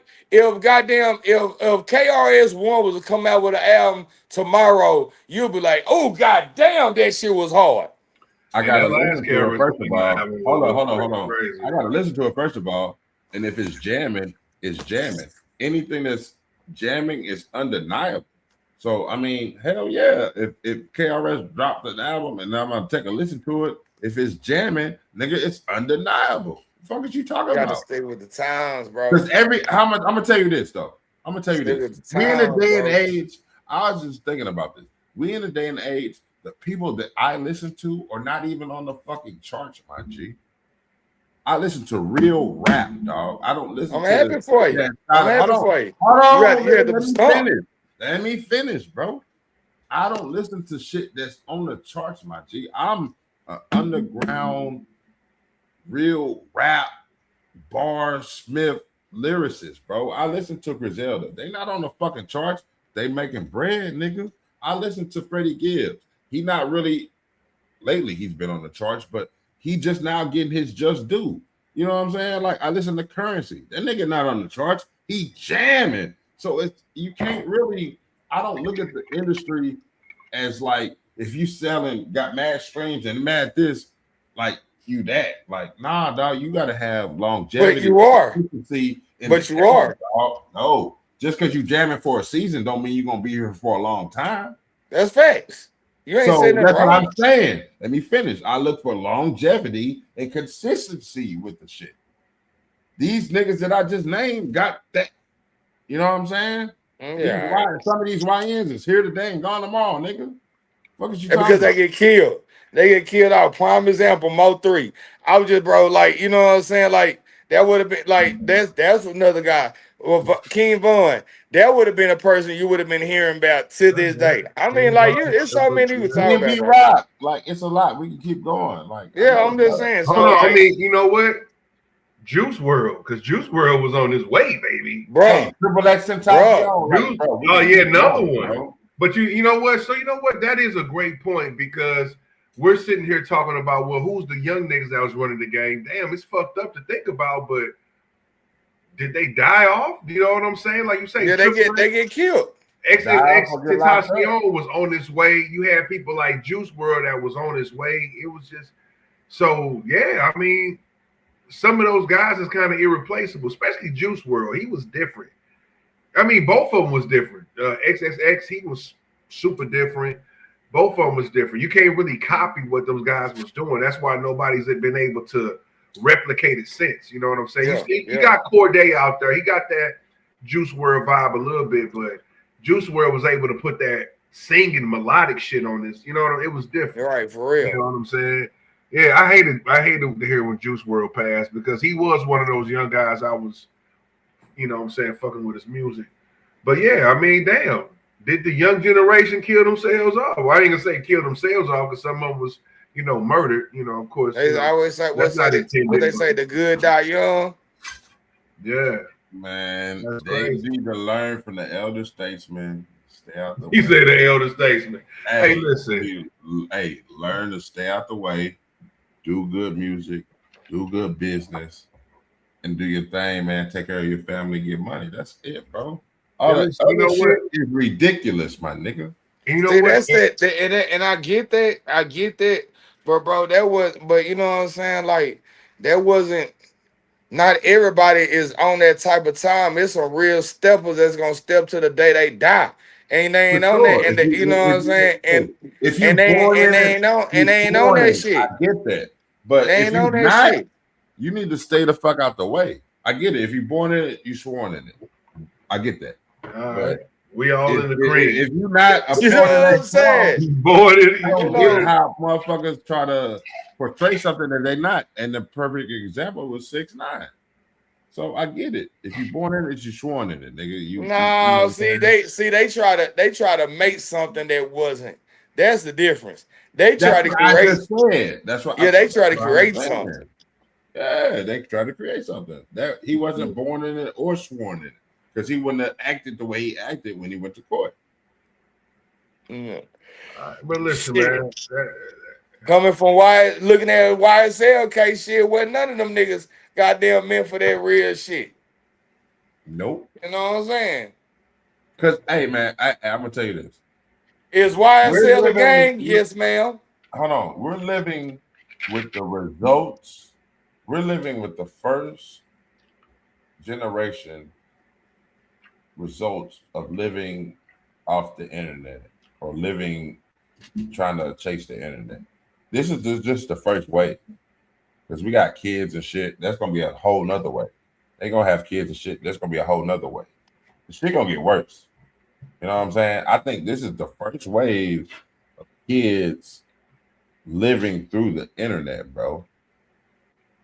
And that's why I think it's probably like the second. I think this is the second wave. You think it's the second? I think it's the first. Because when you think about the first wave, like third. I don't know how old the quote unquote internet is. You don't know how these motherfuckers been privy to the internet or whatever, but wouldn't it start with like those MTV shows like what was that MTV when they was living like MTV definitely had the first reality. Now what was that shit called? Wow, the real world. And that's then not the internet though. That's not. I'm talking about like the physical internet on the phones. I ain't talking about that's cable TV. That's a whole different. No. I'm talking about when cats had to access when you couldn't access the internet through your phone. You had to be at a computer. Those was like some of the first viral moments when niggas was like, hold on, listen. No, listen. Hold on 1 second. Let me land. All I'm saying is there has been an internet life. You know what I'm saying? Before what these young guys are doing. You know what I'm saying? Niggas was like, I remember viral clips where niggas was like, Are you mad because I'm styling on you? When niggas was freestyling and old boy got punched in the mouth. Not that. That was a viral. Hold on, I'm just saying. That was a viral. It was times was going. You had to get on the internet to see that. You had to actually get. I just think it has evolved from that time period, and what the young people is doing now is evolved into like when Tekashi 6ix9ine was first just doing viral shit before he was even doing music. He was just doing videos of him doing crazy shit. You know what I'm saying? That's when the young people like. That's how the one boys got on the Jake Logans, the Paul Logan, whatever, Jake Pauls and shit. They was just doing crazy shit. That's what it evolved to. You know what I'm saying? Now it's evolving just to straight clout. That's all it is. But yeah, I just think it went through stages already, man. Because this not the same internet from when we was using American Online, nigga. When we be on there, this ain't the same internet, my bro. I'm talking about actual phone internet. I ain't talking about the dial-up and the computers. What I meant to say was the phone shit. That's what I meant to say. This is you gotta clear that up. Generation of the phones, like living through your phone, like you waking up, you getting on Facebook, waking up, getting on Instagram. You know what I'm saying? That's what I meant by that. I didn't mean by like we were dinosaurs. We never had the internet. I didn't mean to say it like that. I probably said my words wrong, but we did though. You know what I'm saying? But we did though. The razor living off the internet through their phones. That's what I meant to say. Because we didn't wake up as a kid. Hold up. We didn't wake up with that shit. We didn't wake up with Instagram. We didn't wake up with Facebook. Yes, you did, because you had to upload. No, we did not, bro. Listen, in high school, well, I know for me, in high school, you had to upload your phones from your picture to your computer so it can get on goddamn, you know what I'm saying, on Facebook and shit. You had the whole, you had to do that. You had the Black Planets, you had the MySpaces and shit. That's what I'm saying. We didn't have the Instagrams and Facebooks, bro. I'm not your age, bro. We didn't have the same shit. Your fault. Well, that's what I'm saying. All I'm saying is we're going through hold on. That right there is showing the evolution. That's all I'm saying.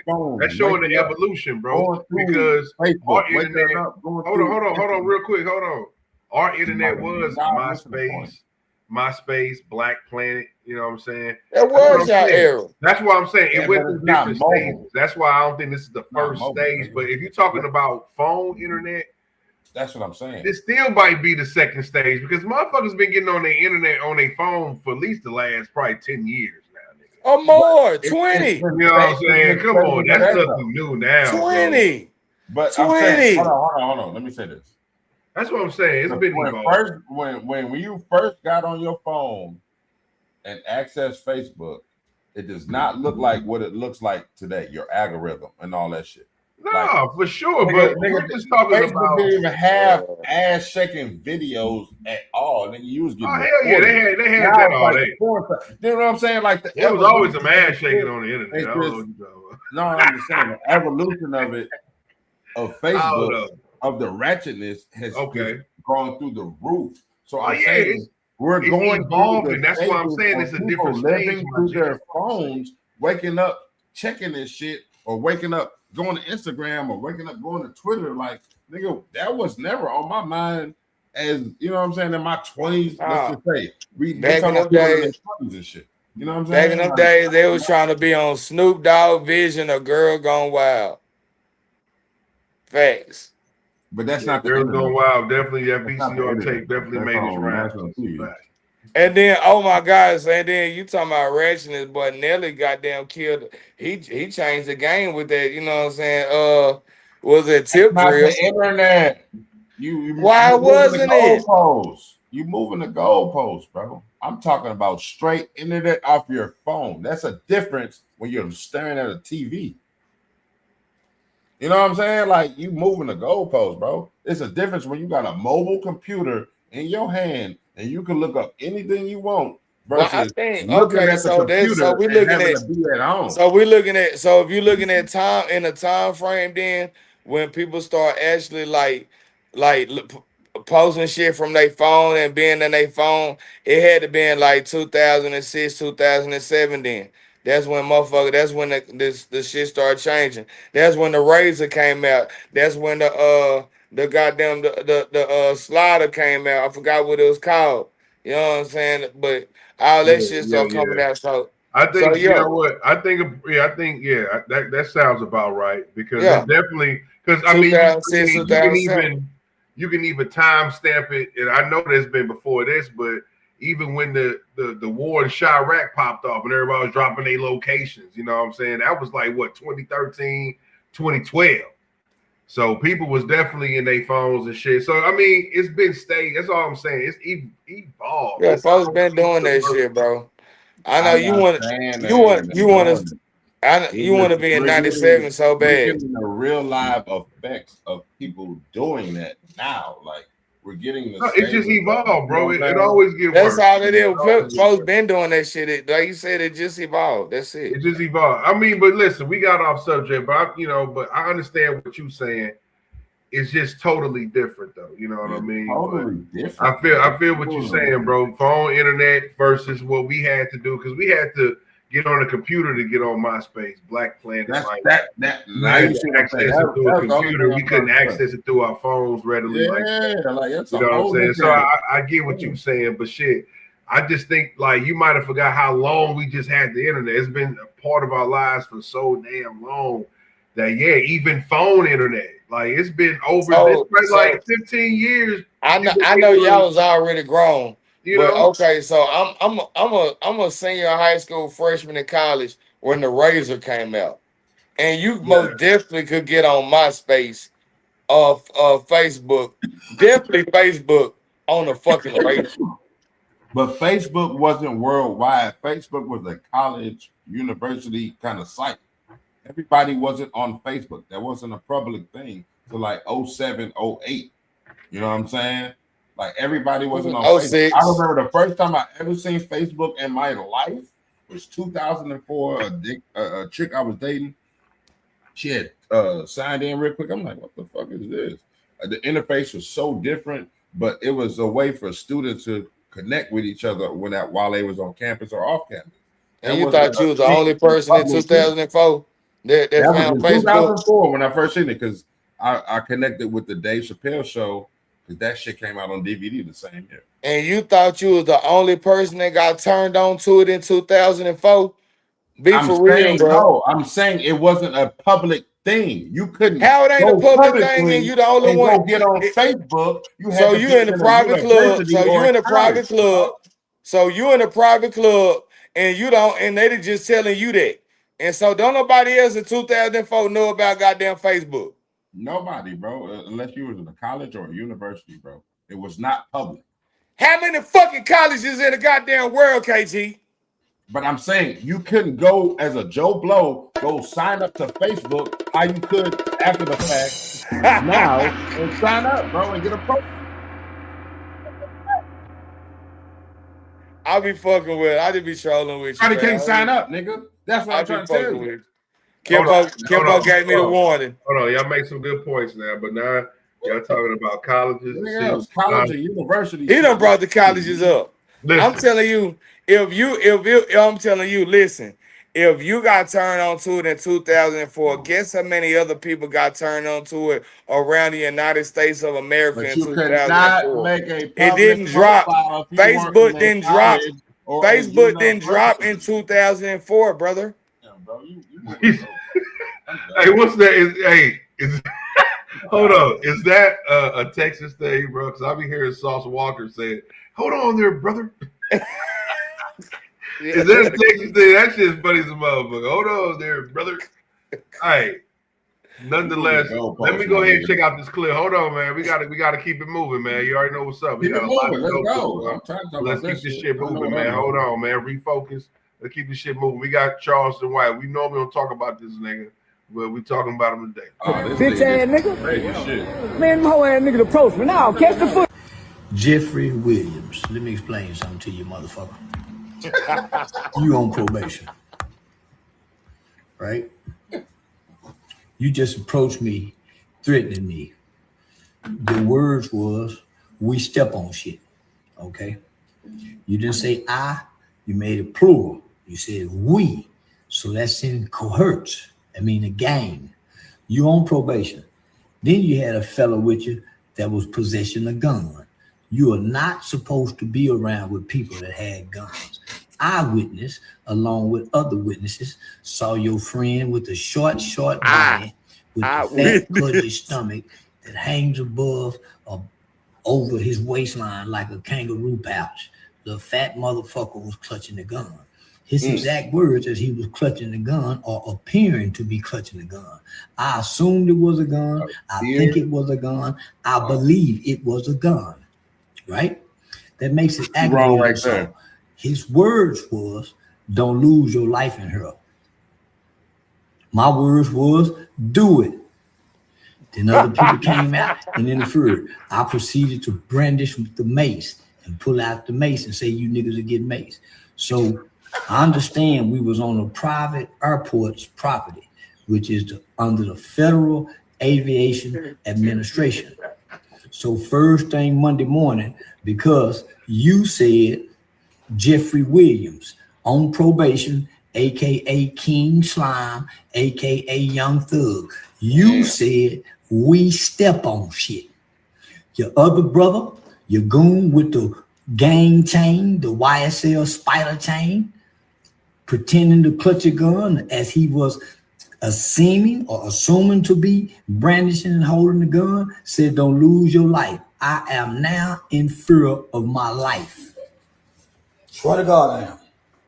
I'm going to contact my attorney. First thing Monday morning, we will be going to the courts to file a restraining order against you for my protection.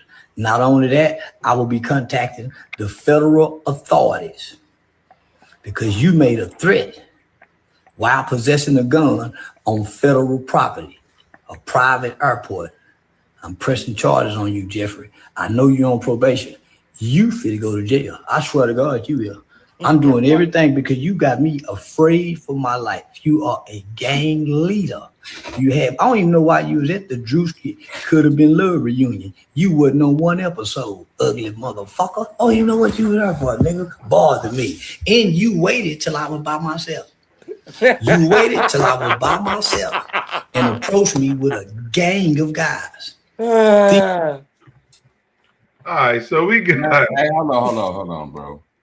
Does this nigga ever keep the same energy for the niggas that jack him up on stage, nigga?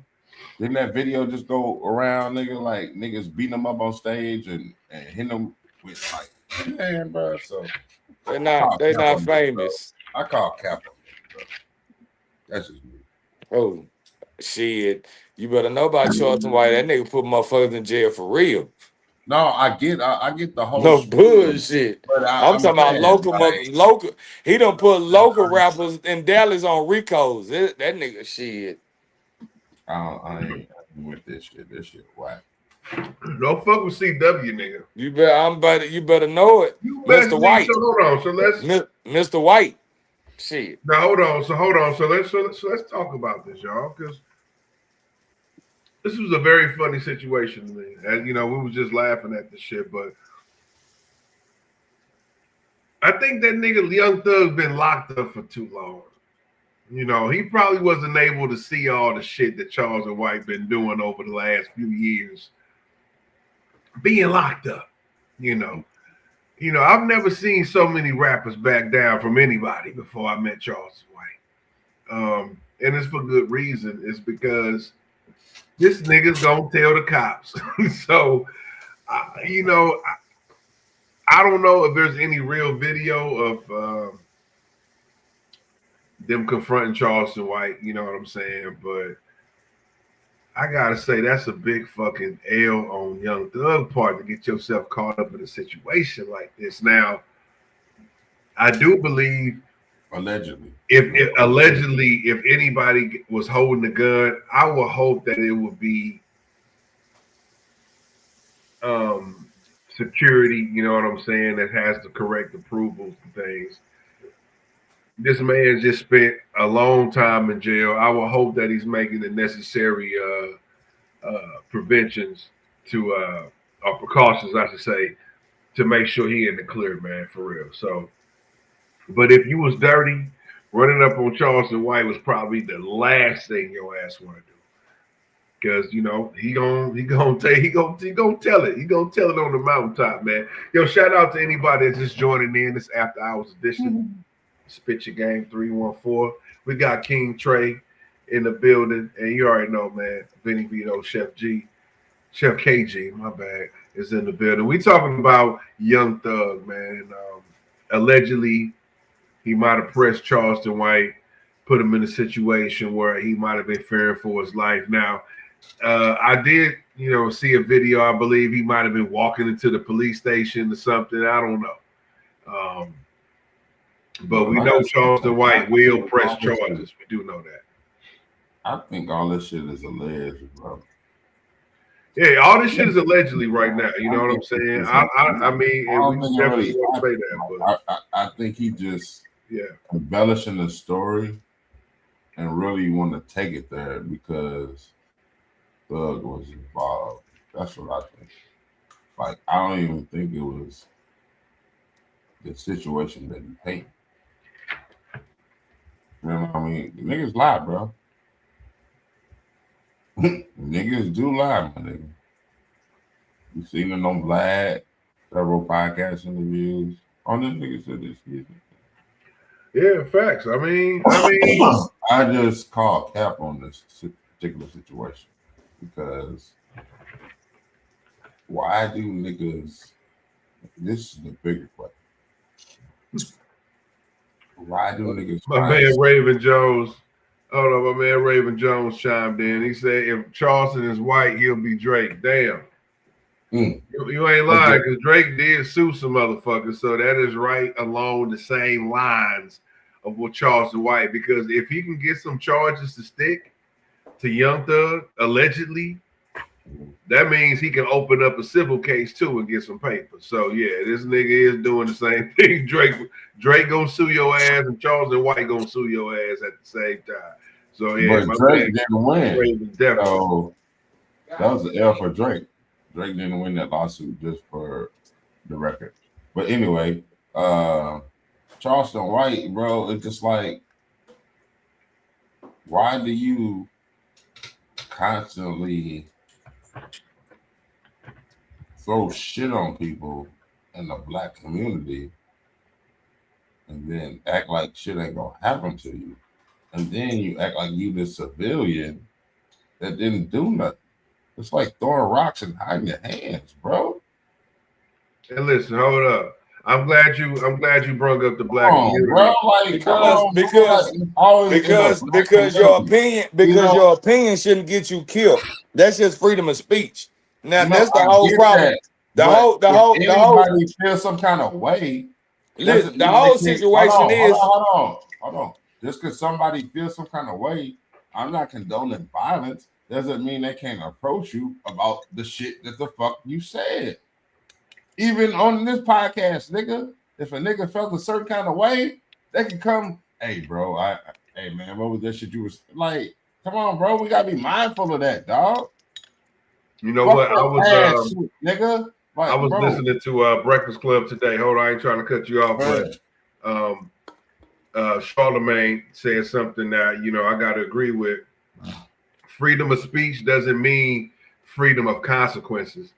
Yeah, you can say what you want and not go to jail. Somebody gonna come see you. Know what I'm saying? So the freedom of speech goes to where you can say what you want and you won't go to jail because of it. But that don't mean somebody ain't gonna take offense and bring it to your ass. That's the point exactly. So freedom of speech is one thing, but freedom of consequences, that's another thing. And sometimes, usually they don't align. Sometimes you can't just say what the fuck you want without some consequences. Because and you know what? Hold on, because I want to keep it. I want to keep this thing going because I'm glad we said freedom of choice. Because I want you to have your thoughts on this right here. What we talking about? Man, she tripping. Yeah, I have. Let's go ahead and talk about it because this is a motherfucker that exercised their freedom of speech, and this shit done got them into motherfuckers. Ain't gonna happen. And you can almost say that same shit about when we talked about Lil Russell. Remember when he said that shit on the in his backyard, and he didn't shut down his IG and all the social media? So it's almost in the same vein. Not saying they said the same shit, but it's in the same vein. It's definitely in the same vein because once again, same thing LaRussell did. He was kind of aligning himself with somebody that is very hated at the moment. Mm-hmm. So with her, and the reason I'm bringing this up, this is Chili of TLC, y'all. You know what I'm saying? And the reason I took this picture because she definitely got the shit face. She got, I done said some shit, I done fucked up face. That's the one I wanted to use on this one, man. But you know, people are saying, are pointing out the fact or showing evidence, whatever you want to say, that she then aligned herself with Trump. And now she's facing a lot of backlash. You know what I'm saying? But to me, this is another example where you can have freedom of speech, but it's not freedom of consequences. When you align yourself with certain people, you're going to face some criticism. You know what I'm saying? And unfortunately, that it had to be Chili from TLC. You know what I'm saying? So my thing is this. Is this something that she can bounce back from? That's what I want to ask y'all.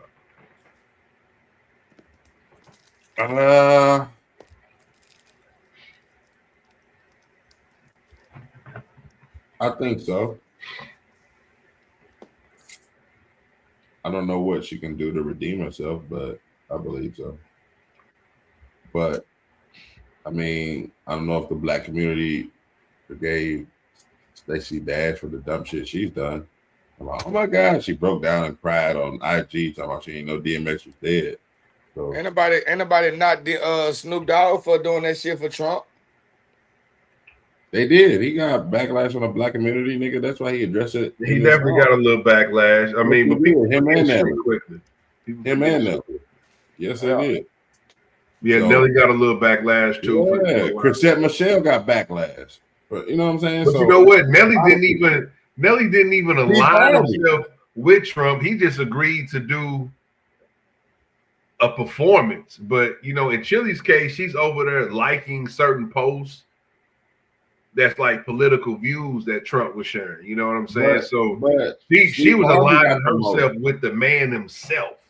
Like, yeah, Trump for president, yeah, you know what I'm saying? Type shit. You talking about the dude that got time to talk about Druski. Get the fuck out of here. Oh yeah, we're gonna bring that up too. You know what I'm saying?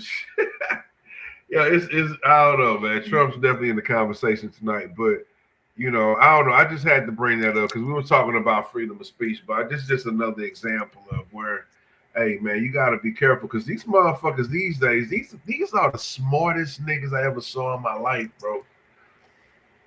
How these niggas is able to find these tweets from years ago? Like, how much research does it take for you to find these tweets, bro? They don't take research, nigga. It take a hacker. Nigga, what the fuck are you talking about? It takes a what? A hacker. That's what it is. So these are hackers. Yeah, you right, bro. You gotta put one of them niggas on payroll, nigga. They can go find anything. That's crazy. They even say, I be watching the first 48, nigga. You can't delete shit in your phone. Like you think you deleting the browser and all of your web search history, nigga? Oh no, nigga. You can throw that phone away. When they find it, they can get all of that. Listen, bro. Some of these artists, entertainers, actors, they get hit with shit that they might have tweeted out before they was famous. They go that far. You know what I'm saying? It's like before they even have a name, they might have said you delete a tweet. Yeah, doesn't mean it's like not gone from the universe. Somebody saw it. You know what I'm saying? Somebody screenshotted it. But fuck it, let's go ahead and talk about that too. Let's go ahead and talk about it. Let's get Chili off. Chili, you fucked up. I just think you need to apologize. One thing I didn't like about the situation with Chili is the fact that it kind of looked like she was not being accountable. She was trying to make excuses. Like, you know what I'm saying? Like, own up to it. One thing I don't like, you know, you got to stand on it. You know what I'm saying? At least you'll get respect from me when you stand on what you believe in. But when you start backpedaling as soon as the fire get hot, that shit look kind of shaky. You know what I'm saying?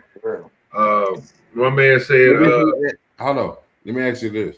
Did she ever say anything? She just liked posts? Yeah, she liked posts, but shit, that's enough these days because that shows alliance. Like when Trump got voted the 47th president or whichever way he's president, 47, I believe. She liked that post. Mm-hmm. So why would you like that post if you anti-Trump, whatever the case may be? You know what I'm saying? So that's all I'm saying. It just takes that right there. Yeah. But I believe, honestly, it's a lot of celebrities that align themselves with Trump on some tax shit because they want to keep their money and blah, blah, blah, keep their lifestyle that we will never know because they won't come out and say it. It's motherfuckers right now, bro. Our favorite rapper, probably favorite celebrity that's aligned themselves with Trump. We just never know it because they don't put it out there. You only know what the people tell you, bro. Well, let's go ahead and talk about it, bro. Hey, this skit was one of the funniest. That church skit was funny. I ain't gonna lie. But once I saw the side by side of this skit, oh nigga, this takes the cake, nigga. Listen, this shit was the church skit. The church skit was hilarious when that nigga say, what did nigga say? The bottom of my shoes is red because I walk in the blood of Jesus. Yeah. That shit was just golden. Like, that nigga's a fool for that, bro. Yeah, that shit was hilarious. But let's talk about this because he seems like he's getting more backlash than what he took from that because he got a lot of backlash from that church skit. But he's getting way more backlash. On this skit, he has the president chiming in. So hey, this is different right here, bro. Hey, the truth strikes a chord. We know in the black community, bro. Just keep it 1,000. The services do be like that.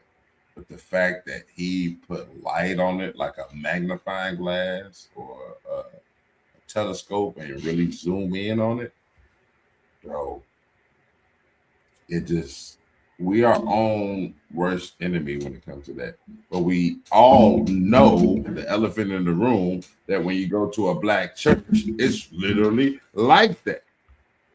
The nigga ain't putting like the certain antics on, but to the certain degree, he was correct. That's why I think where the backlash comes from. And he was spot on with this white lady because at first I saw it, I'm like, I ain't never seen none of this shit. But then, the internet start interneting, and then they put the side by side of her shit in real time to his skit. I'm like, niggas take this shit, bro, to a T. So I don't know why he picked that shit or what made him like, oh, yo, I'm gonna do this. But, oh, yeah, the other skit, sidebar. The one where he was acting like he was the white boy, like he was the redneck. Yeah, that was spot on too. Oh, ain't nobody getting no backlash for that one because he was. No, he got plenty backlash for that one too. He got some backlash for. So let me. So on this one here, bro. Yeah, I'm listening. On this one here, you was asking, why he chose this one. I'm gonna tell you why. To me, because Druski has his finger on the pulse of this comedy. To me, Druski is the funniest guy on TV right now. And it's been that way since last year for me. Because he was putting out the funniest shit, the funniest shows. Every time I see a skit, it was Druski in the middle of that shit. So he's just continuing for what he did last year. When it comes to this situation here, he's gonna get a lot more backlash. We know why. We know why. But at the same time, I'm so glad that he was able to respond and come out with his own statement. It was saying that, hey, I'm protected. This is a parody. I'm not defaming your character. I'm taking things that you did and I'm poking fun at you. It's not like I'm doing things like. He wasn't exposing your personal shit. He was just doing shit that you've already done. He took what you did in the public eye and poked fun. That's it. That's all I'm saying. So he's protected, and I'm glad that he's protected, and I'm glad that he took the stance. Like,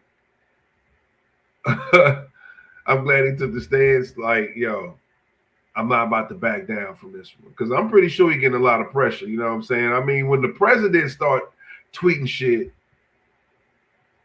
hey man, listen, the president, I don't know. When the president start tweeting shit, that's a fucking problem. I'm gonna tell you that right now. But you know, the thing is, everybody's not gonna like what you do. I thought it was funny, you know what I'm saying? But I thought he was just pointing out the shit that everybody else was already pointing out. It was, you know what I'm saying? They was already saying these things about this lady beforehand. So yeah, he just, you know, he just turned it into an art form. You know what I'm saying? So shout out to Druski, man. I don't know.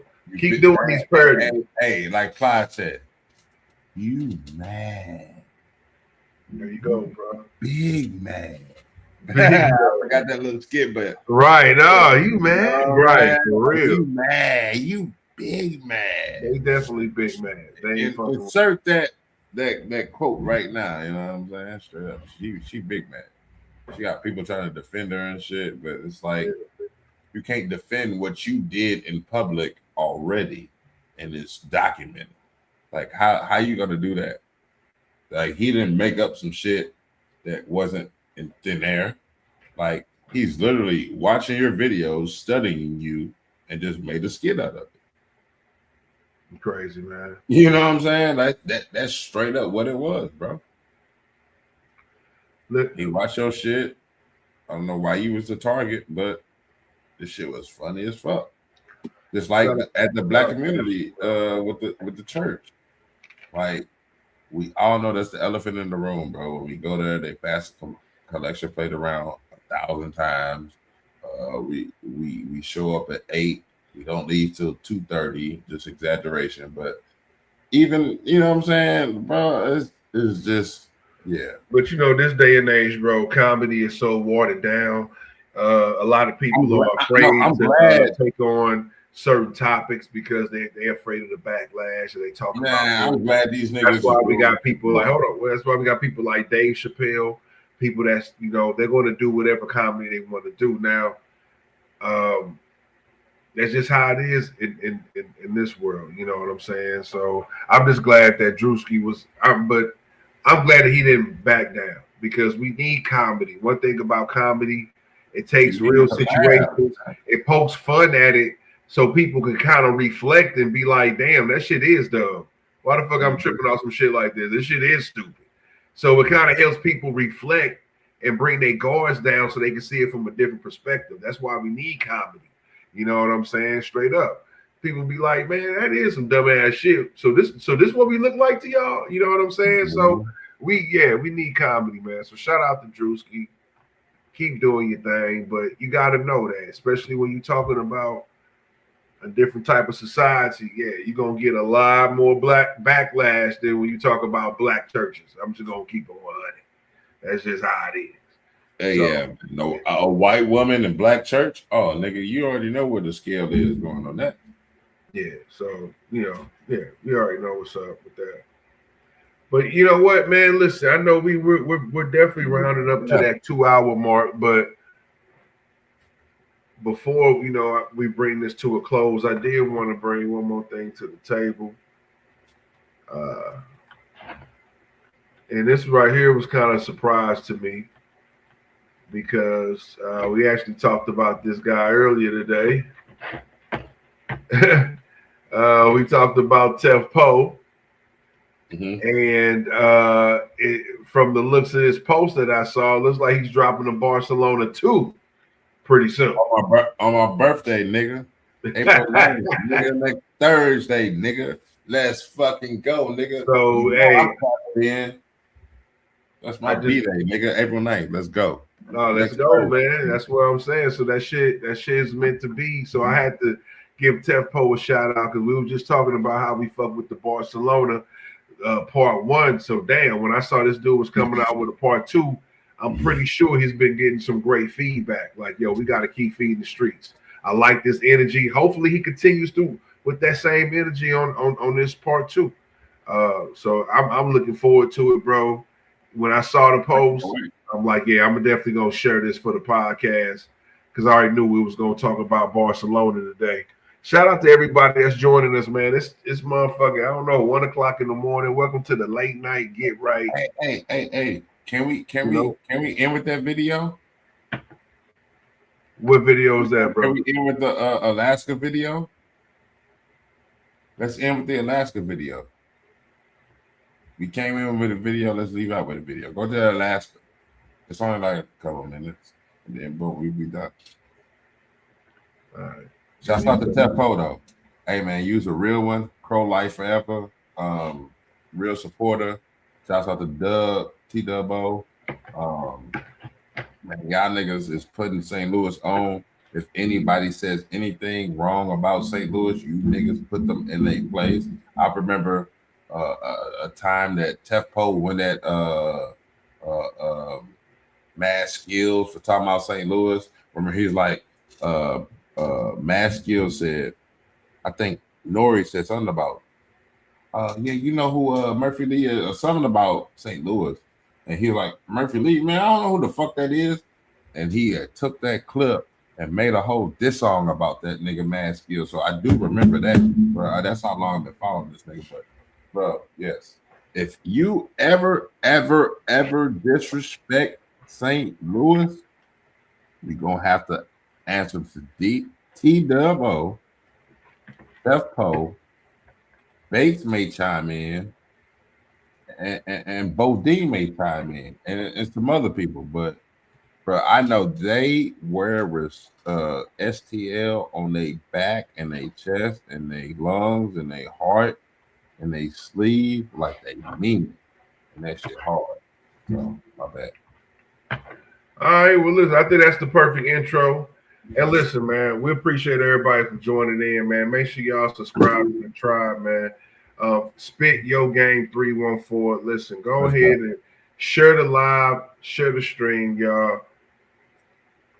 It's free. You know what I'm saying? Keep the vision going. We're really trying to take this to the next level, y'all. We appreciate it. This is 1 o'clock in the morning. So anybody rocking with us is definitely fucking with us because shit, we supposed to be asleep. You know what I'm saying? But definitely appreciate y'all fucking with us. Listen, we got a lot of great concerts coming this way. Oh yeah, another thing I wanted to mention too. French Montana Max B. Yo, you shared that. I am very happy. I am very happy. What we doing? I'm going to that. June 20th. I'm not sure the venue they're gonna be at in St. Louis, but they definitely got it. What's up? No, I just said the date was June 20th. Yeah, June 20th. They definitely gonna be in St. Louis, so I gotta go see the Wave. It's the first tour they ever been on, so I got to be a part of that. I'm glad they're touching down in the city, but it's a lot of shit going on. I definitely want to give a shout out to JMR Solutions, my man Big J. He got Primo Rice coming down here to the Red Flag. It's about to be crazy. 420. It's about to be crazy, y'all. So if y'all looking for some mellow, chill, great concert entertainment, y'all want to go check out Primo Rice. You know, he has the perfect 420 vibe. So it's about to be lit up in the Red Flag. We got Currency coming Saturday. You know what I'm saying? After my B-Day. Shouts out to all the Aries out there in the comments in the section. Yo, it's art time, nigga. You know what I'm saying? That's a fact. So and also we got Freddie Gibbs coming down to the factory May 17th. You know, 17th. We got E40 coming down to the factory. Man, we got, of course, you got Lil Wayne coming down here with 2 Chainz, so it's about to be a crazy. You got Earl Sweatshirt. You got Earl Sweatshirt coming down to the Hawthorne. It's another one. Me and my pops going to see. You got Rakim. May 3rd. Me and my pops going to see that. Hey, you know what? Yeah, you know what? I just saw where he had to cancel some shows because like he came down with COVID. So hopefully he had to cancel some of his shows. So hopefully that the shows he canceled will be it. Because I was definitely about to go down there and check him out. But yeah. But you know, COVID don't last long. So I mean, for sure. I'm hoping it. You know, sometimes he can fuck up. make some long-lasting effects, though. You know what I'm saying? For sure. I'm thinking on the positive end. You know, I'm out. Oh yeah, we on the positive end. That's what I'm saying. I'm hoping he doesn't cancel any shows. For sure. Hopefully he don't either. My pops got tickets. We going to the 8:30 show. I think the 5 o'clock or 5:30 show was kind of like mostly sold out, but the 8:30 show had some tickets, so we going to that. That's what's up. Definitely going to that. I bought a Rakim shirt when he came to St. Louis, so I think I'm gonna rock that motherfucker. All right, well, shit. With that being said, man, I'm gonna go ahead and rock out with this Tef Poe joint. We gonna close this motherfucker out. Shouts out to everybody. Shouts out to Keisha Plum. Shouts out to Griselda. Shouts out to Tef Poe. Shouts out to T-Dub-O. Everybody in St. Louis. Yeah. Shout out to everybody doing their Suburban thing. Pro Studios. Tef Poe. Crow Life. Yeah. Yeah. Shout out all my hitters in Spain, all my hitters in Portugal. Yeah. All my hitters in North Korea. Real Crow Life. And he was real St. Louis nigga. Straight from St. Wearing Louis. that shit. You got it all. Yeah. St. Louis Mafia member, case nobody remembers. Don't fear no man and understand he do got God with him. And I got girls in the club showing love to a player. She gon' treat me like I'm Tupac or Biggie, what I'm saying. I'm a lunatic like Keywan or Murphy, what I'm saying. Where I'm from, if you show love, they say you thirsty, what I'm saying. I'm a Hall of Famer, name on my jersey in the stands. I'm outside, they see me everywhere they at, that's what I'm saying. Baby mamas get the praying, when them shooters get the spraying. I'm in the streets with the heat, but pray for peace, that's what I'm saying. Moving silence, break up back, I'm hitting cheeks, that's what I'm saying. I got power in my city, but I keep it from the man. I'm in Austin, Texas, they was shooting Ricky in them stands, with no blicky in my hand. Shells gon' land where they land. Ain't no sense in acting phony, we ain't homies, what I'm saying. Mind state of a Muslim, so I had to take a chance. We make music for the dames, this ain't music for the lames. Look inside my eyes, you find that it's confusion and the pain. Saki out in Bali and the wrist looking rocky. Cardinal on me cocky, peach vest and some Chevy wet paint, thought I broke a levy. Name heavy, if I push up then your hoe will let me. Roll me wrong, bust a jug in the Himalaya. God bless a dope boy, I'm in the Lord's favor. Ain't no apologizing if I'm missing paper. I win every dime my nigga bag to shake up. 3 cordless, now my thuggin's gorgeous. Ho adore this, the next stop's the Forbes list. White forces, my swagger is remorseless. 500 horses, the fortunes in the fortress. I know you lying. Oh, what up? It's Keywan, man. I was letting you, nigga, I ain't talking no motherfucking answer sheet in so long. Man, that's that shit. I was letting you know we got smokes and jokes coming, man. Shout out Tef Poe. I don't know if you in Alaska or motherfucking timeline. I'm glad you busy, though. You heard me. I see you. Indiana. I'm crow like too, nigga. That's a different type of bird, though. You heard me. Cardinal versus a crow. You supposed to win. Shout out to B Magic for shooting a video. Shout out to I want to say shout out to Keywan on that one. I did want to talk about I just want to say real quick, shout out to Nelly for the halftime show they did at the Battle House game. I was in the building for that. Show was crazy. It was just crazy seeing how much love he got in that building. How many people were singing them songs was just crazy. So to see that type of love that he get like in a stadium type of feel was definitely immaculate. Shout out to them guys, man. Shout out to Crow Life. Listen, we got our first request, man. You know, my man's like, yo, you gotta play my music, man. Hold on. Yo, we normally don't do requests, man, but this is your shit. My man say play Molly Youngin Flushing. So fuck it. I'm gonna play one more This is song. our first reaction. I'm gonna show love to the fam out here. So let me go ahead and swoop that up. This is our honest first reaction, though, too. You got to put that out to the people. This is our first reaction. We never seen this. Never heard of this. Yeah, he's coming right up too. He's coming right up. Let's see right here. Okay, yeah, we about. My man got a video the whole 9. All right, we about to do this. Let's load this shit up. Let's load this shit up. Hold up. Let's go ahead and do you right, bro. Reaction. We gonna do you right. Molly Young. All right, and please let the people know where you coming from, bro. You know what I'm saying? We got you. We gonna show this love. Let's go ahead and get popping, man. Molly Youngin, man. This track is called Flushing. I'm thinking is that Flushing? Is that New York or New Jersey or something? I've heard of Flushing before. Let's get it. It sounds like New York. He might be talking about something else. I don't even know. True.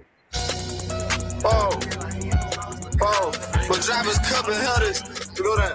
Whoa, but drop his cup and held his head like he just lost a cousin. I spent my time with pretty bitches, I seen a lot of ugly. My dress swing, I couldn't see shit, I just kept on flushing. I thought he snitching on that case, I wanted to kill my cousin. He tried Texas for that gun, my nigga robbed his uncle. My baby trying to make some pay by teaching how to smoke them. And I don't answer niggas' phone calls, talk a lot of nothing. Every time I fell out with was for the love of money. Some hoes that used to curve a nigga now won't call me husband. This bitch so nasty, throw up on dick and turn around and fuck me. I use the pain to function, leave me high, you'll see me bubbling. And yeah, I've been through hella shit, but you won't see me suffer. Got 50 bowls, but not a light, I'm finna use my oven. New transport, if I just get this right, my fam won't need for nothing. Don't say too much, I let them think that I've been up to nothing. Mama couldn't tell you what I do or where I keep the money. Tell this bitch there's monsters in my bed, sometimes I sleep with Sully. They gon' love you first and want you dead, that's how the cookie crumble. The drugs they had me tripping bad, you never see me stumble. Niggas mock Sanchez with that bread, they chase the ass and fumble. Y'all done brought his knife to all my fights and chase the ass to cut you. I grew up, now I'm in that water like the dirty bubble. I'm hungry now, you never hear me say I made enough. Fuck you, bitch, I play inside my head the way she made me bust. Fuck it, bitch, I doze off on this beat, you better wake me up. I just bought another 20, brush her, save me some.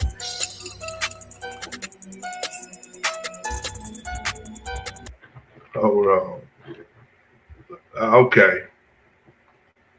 Okay, yo, that's DMV. My man said that's coming straight out the DMV. Shout out to the DMV. I just left DC a few months back. Love it down there, man. Love the DMV. Some of the best seafood. God dang, you like crab cakes, nigga. That's where you want to be. Straight up. I'm just keeping 100, man. But shout out to Molly Youngin, bro. Hey, my man say I'm going through some things, but you won't see me suffering. I like that. I relate to that, my G. That's what I'm saying. You can find a gem and all types of songs, bro. And that was hard, bro. For real. Keep doing your thing. I'm fucking with that, bro. I am fucking with that. That's some real shit, bro. Straight up. Hey, I like the video. I like the visual. You know what I'm saying? Definitely kept my attention the whole way through. And like I say, everybody doing songs less than 2 minutes. It's like get in, get out. You see, you know what I'm saying? You feel my vibe. You see where I'm coming from. Boom. Now, just you want to hear it again? Rewind that bitch. I fuck with it, man. Mm-hmm. Molly Youngin and this bitch, Flushing, DMV. Y'all go check that out, man. That shit was that shit banging. I'm gonna have to go ahead and put that in the motherfucking workout playlist, nigga. What you think about it, man? Chef KG, first time reaction, man. Molly Youngin, man. What's going on? How you feel? It was different, bro. I'm not gonna hold you. I'm gonna keep it Mace like. It was different, and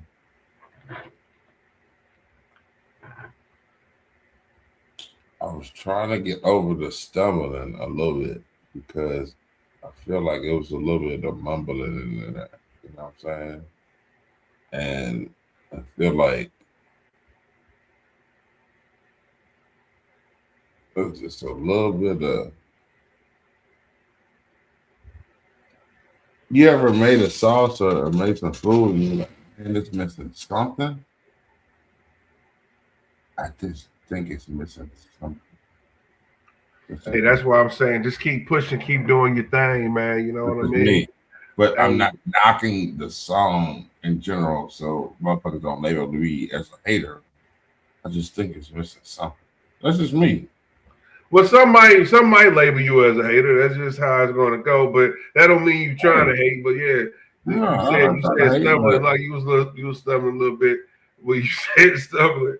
But I feel what you said. Hey man, hey listen. I don't know how long you've been doing music, my dog. But hey, just keep it going, man. Like I say, I'm listening to the lyrics. I'm listening to what you're saying. You know what I'm saying? Hey, my man said, listen, but this how it really is though. He said, yo, real reviews. Can't knock it, all love, and that's all. Exactly. That's all it is. That's all it is. But I'm just saying, some people might think you're a hater, but I'm not saying that. I get it. I'm just saying I get it. We ready for all that. But at the same That's time, it. I'm just giving my, like we said, first time reaction. And my You know what I'm man saying? say, yo, just keep going. That's all I'm saying is keep going. You know what I'm saying? Keep going. Yeah, just keep I wouldn't going. give Keep nothing going, bad. I my don't nigga. Keep think I going. did But nothing like I negative. said, I was able to pull some real shit. That nigga say I'm going through pain, but then you'll never see me suffer. That's real shit, because that's man shit. We go through a lot of shit, but we got to keep on a bold face when we out in this public. So that's why I'm saying I fuck with it, because he got some real shit up in there. And then he said more than that, but that really stuck out to me, man. So, hey, I appreciate that, bro. And we got some other projects you want us to motherfucking play. Listen, we do this shit every Wednesday, 11 p.m. We go live, and you know what I'm saying? If you got some shit you want me to play, I'll put it in the beginning, I'll put it at the end. It's all up. You know what I'm saying? Straight up. So fuck with me, bro. But you know what? Listen, I appreciate anybody that's it's 1:30 in the morning. You know what I'm saying? If you got jobs, some people might be bagging up crack. But even if you're bagging up crack, I appreciate you staying up. You know what I'm saying? I appreciate you staying up, because you need your sleep, because you got to keep your eye on the jokers. Where's the noise for that? Like, we need a bam, bam, bam, bam, bam, bam, bam, something for that. We got to do something. I don't know what we got down here. Sure, we got here. I don't know. But shit, we got a fucking explosion, nigga. That's all I'm saying. Crack like 3 times. You're bagging crack, but if you bagging crack, like when you're bagging crack, I don't recommend you bag crack, but if you're bagging up crack, and you're paying attention to this podcast, I fuck with you. You know saying? We been getting some views, man, and I fuck with y'all. Yo, we've been at this shit over 2 hours, 2.5 hours. I'm gonna try to go to sleep. You know what I'm saying? I'll probably make me a grilled cheese sandwich or something. I don't come go to sleep. And go to sleep. You know what I'm saying? But listen, it's been a pleasure, man. Make sure y'all subscribe to the tribe. I can't stress it, man. I don't know, man. It's really nothing for people to share this live. It's really nothing for people to go and subscribe. You know what I'm saying? Because I want the engagement. Give me some comments. Like, give me some comments. What are we doing? Like, or what is we saying is correct, or do you have some rebuttal to it? That's what I like. I like the engagement. Because I know we're fucking up. I know we're fucking up somewhere. Trust me. I know we're fucking up. Let us know where we're fucking up. We're trying to fix the fuck up. Not even that. The only reason I brought that up is because we still get comments from old videos, and I love it. You know what I'm saying? The most, I think the most, without looking at the data, I think the most commented video is the Jay-Z when he said he didn't want T.I. on around here. Like, we still getting subs from that. We still getting comments from that. Like, another video is the Ali dismissed the case. Oh, the Saint Lunatics and shit. Yeah, bro. For sure, no doubt. Like, but certain videos that keep still the engagement going. Right, I got you. Keep the engagement going, bro. Keep commenting, like, yeah, for sure. Keep commenting and fuck with it. And like I said, listen, even if you don't comment, even if you don't comment, just make sure y'all subscribe to this motherfucker, because that takes you nothing. Just subscribe to us there, and that way we can keep going. That way we can keep getting the algorithm and keep growing and growing. It takes a village, y'all. You know what I'm saying? Sure. It takes a village. So, you know, that's why I say subscribe and don't cost you nothing. Just go ahead and subscribe to the tribe and watch us grow. I'm telling you, we're gonna be bringing out better content, better everything. You know what I mean? We on positive shit and not negative shit. It takes a little toll. It takes a little road, but we going that road. You know what I mean? Well, we don't about to do our parts too. So, hey, with that being said, man, shout out Molly Youngin, shout out Hazy P, shout out Tefpo. You know what I'm saying? We use all y'all music today, man. So I appreciate that. Shout out Chef Gun. I just want to say that Ron's Black Fried Rice. Shout out to him and those words he spoke today. He's a very inspiring type of brother.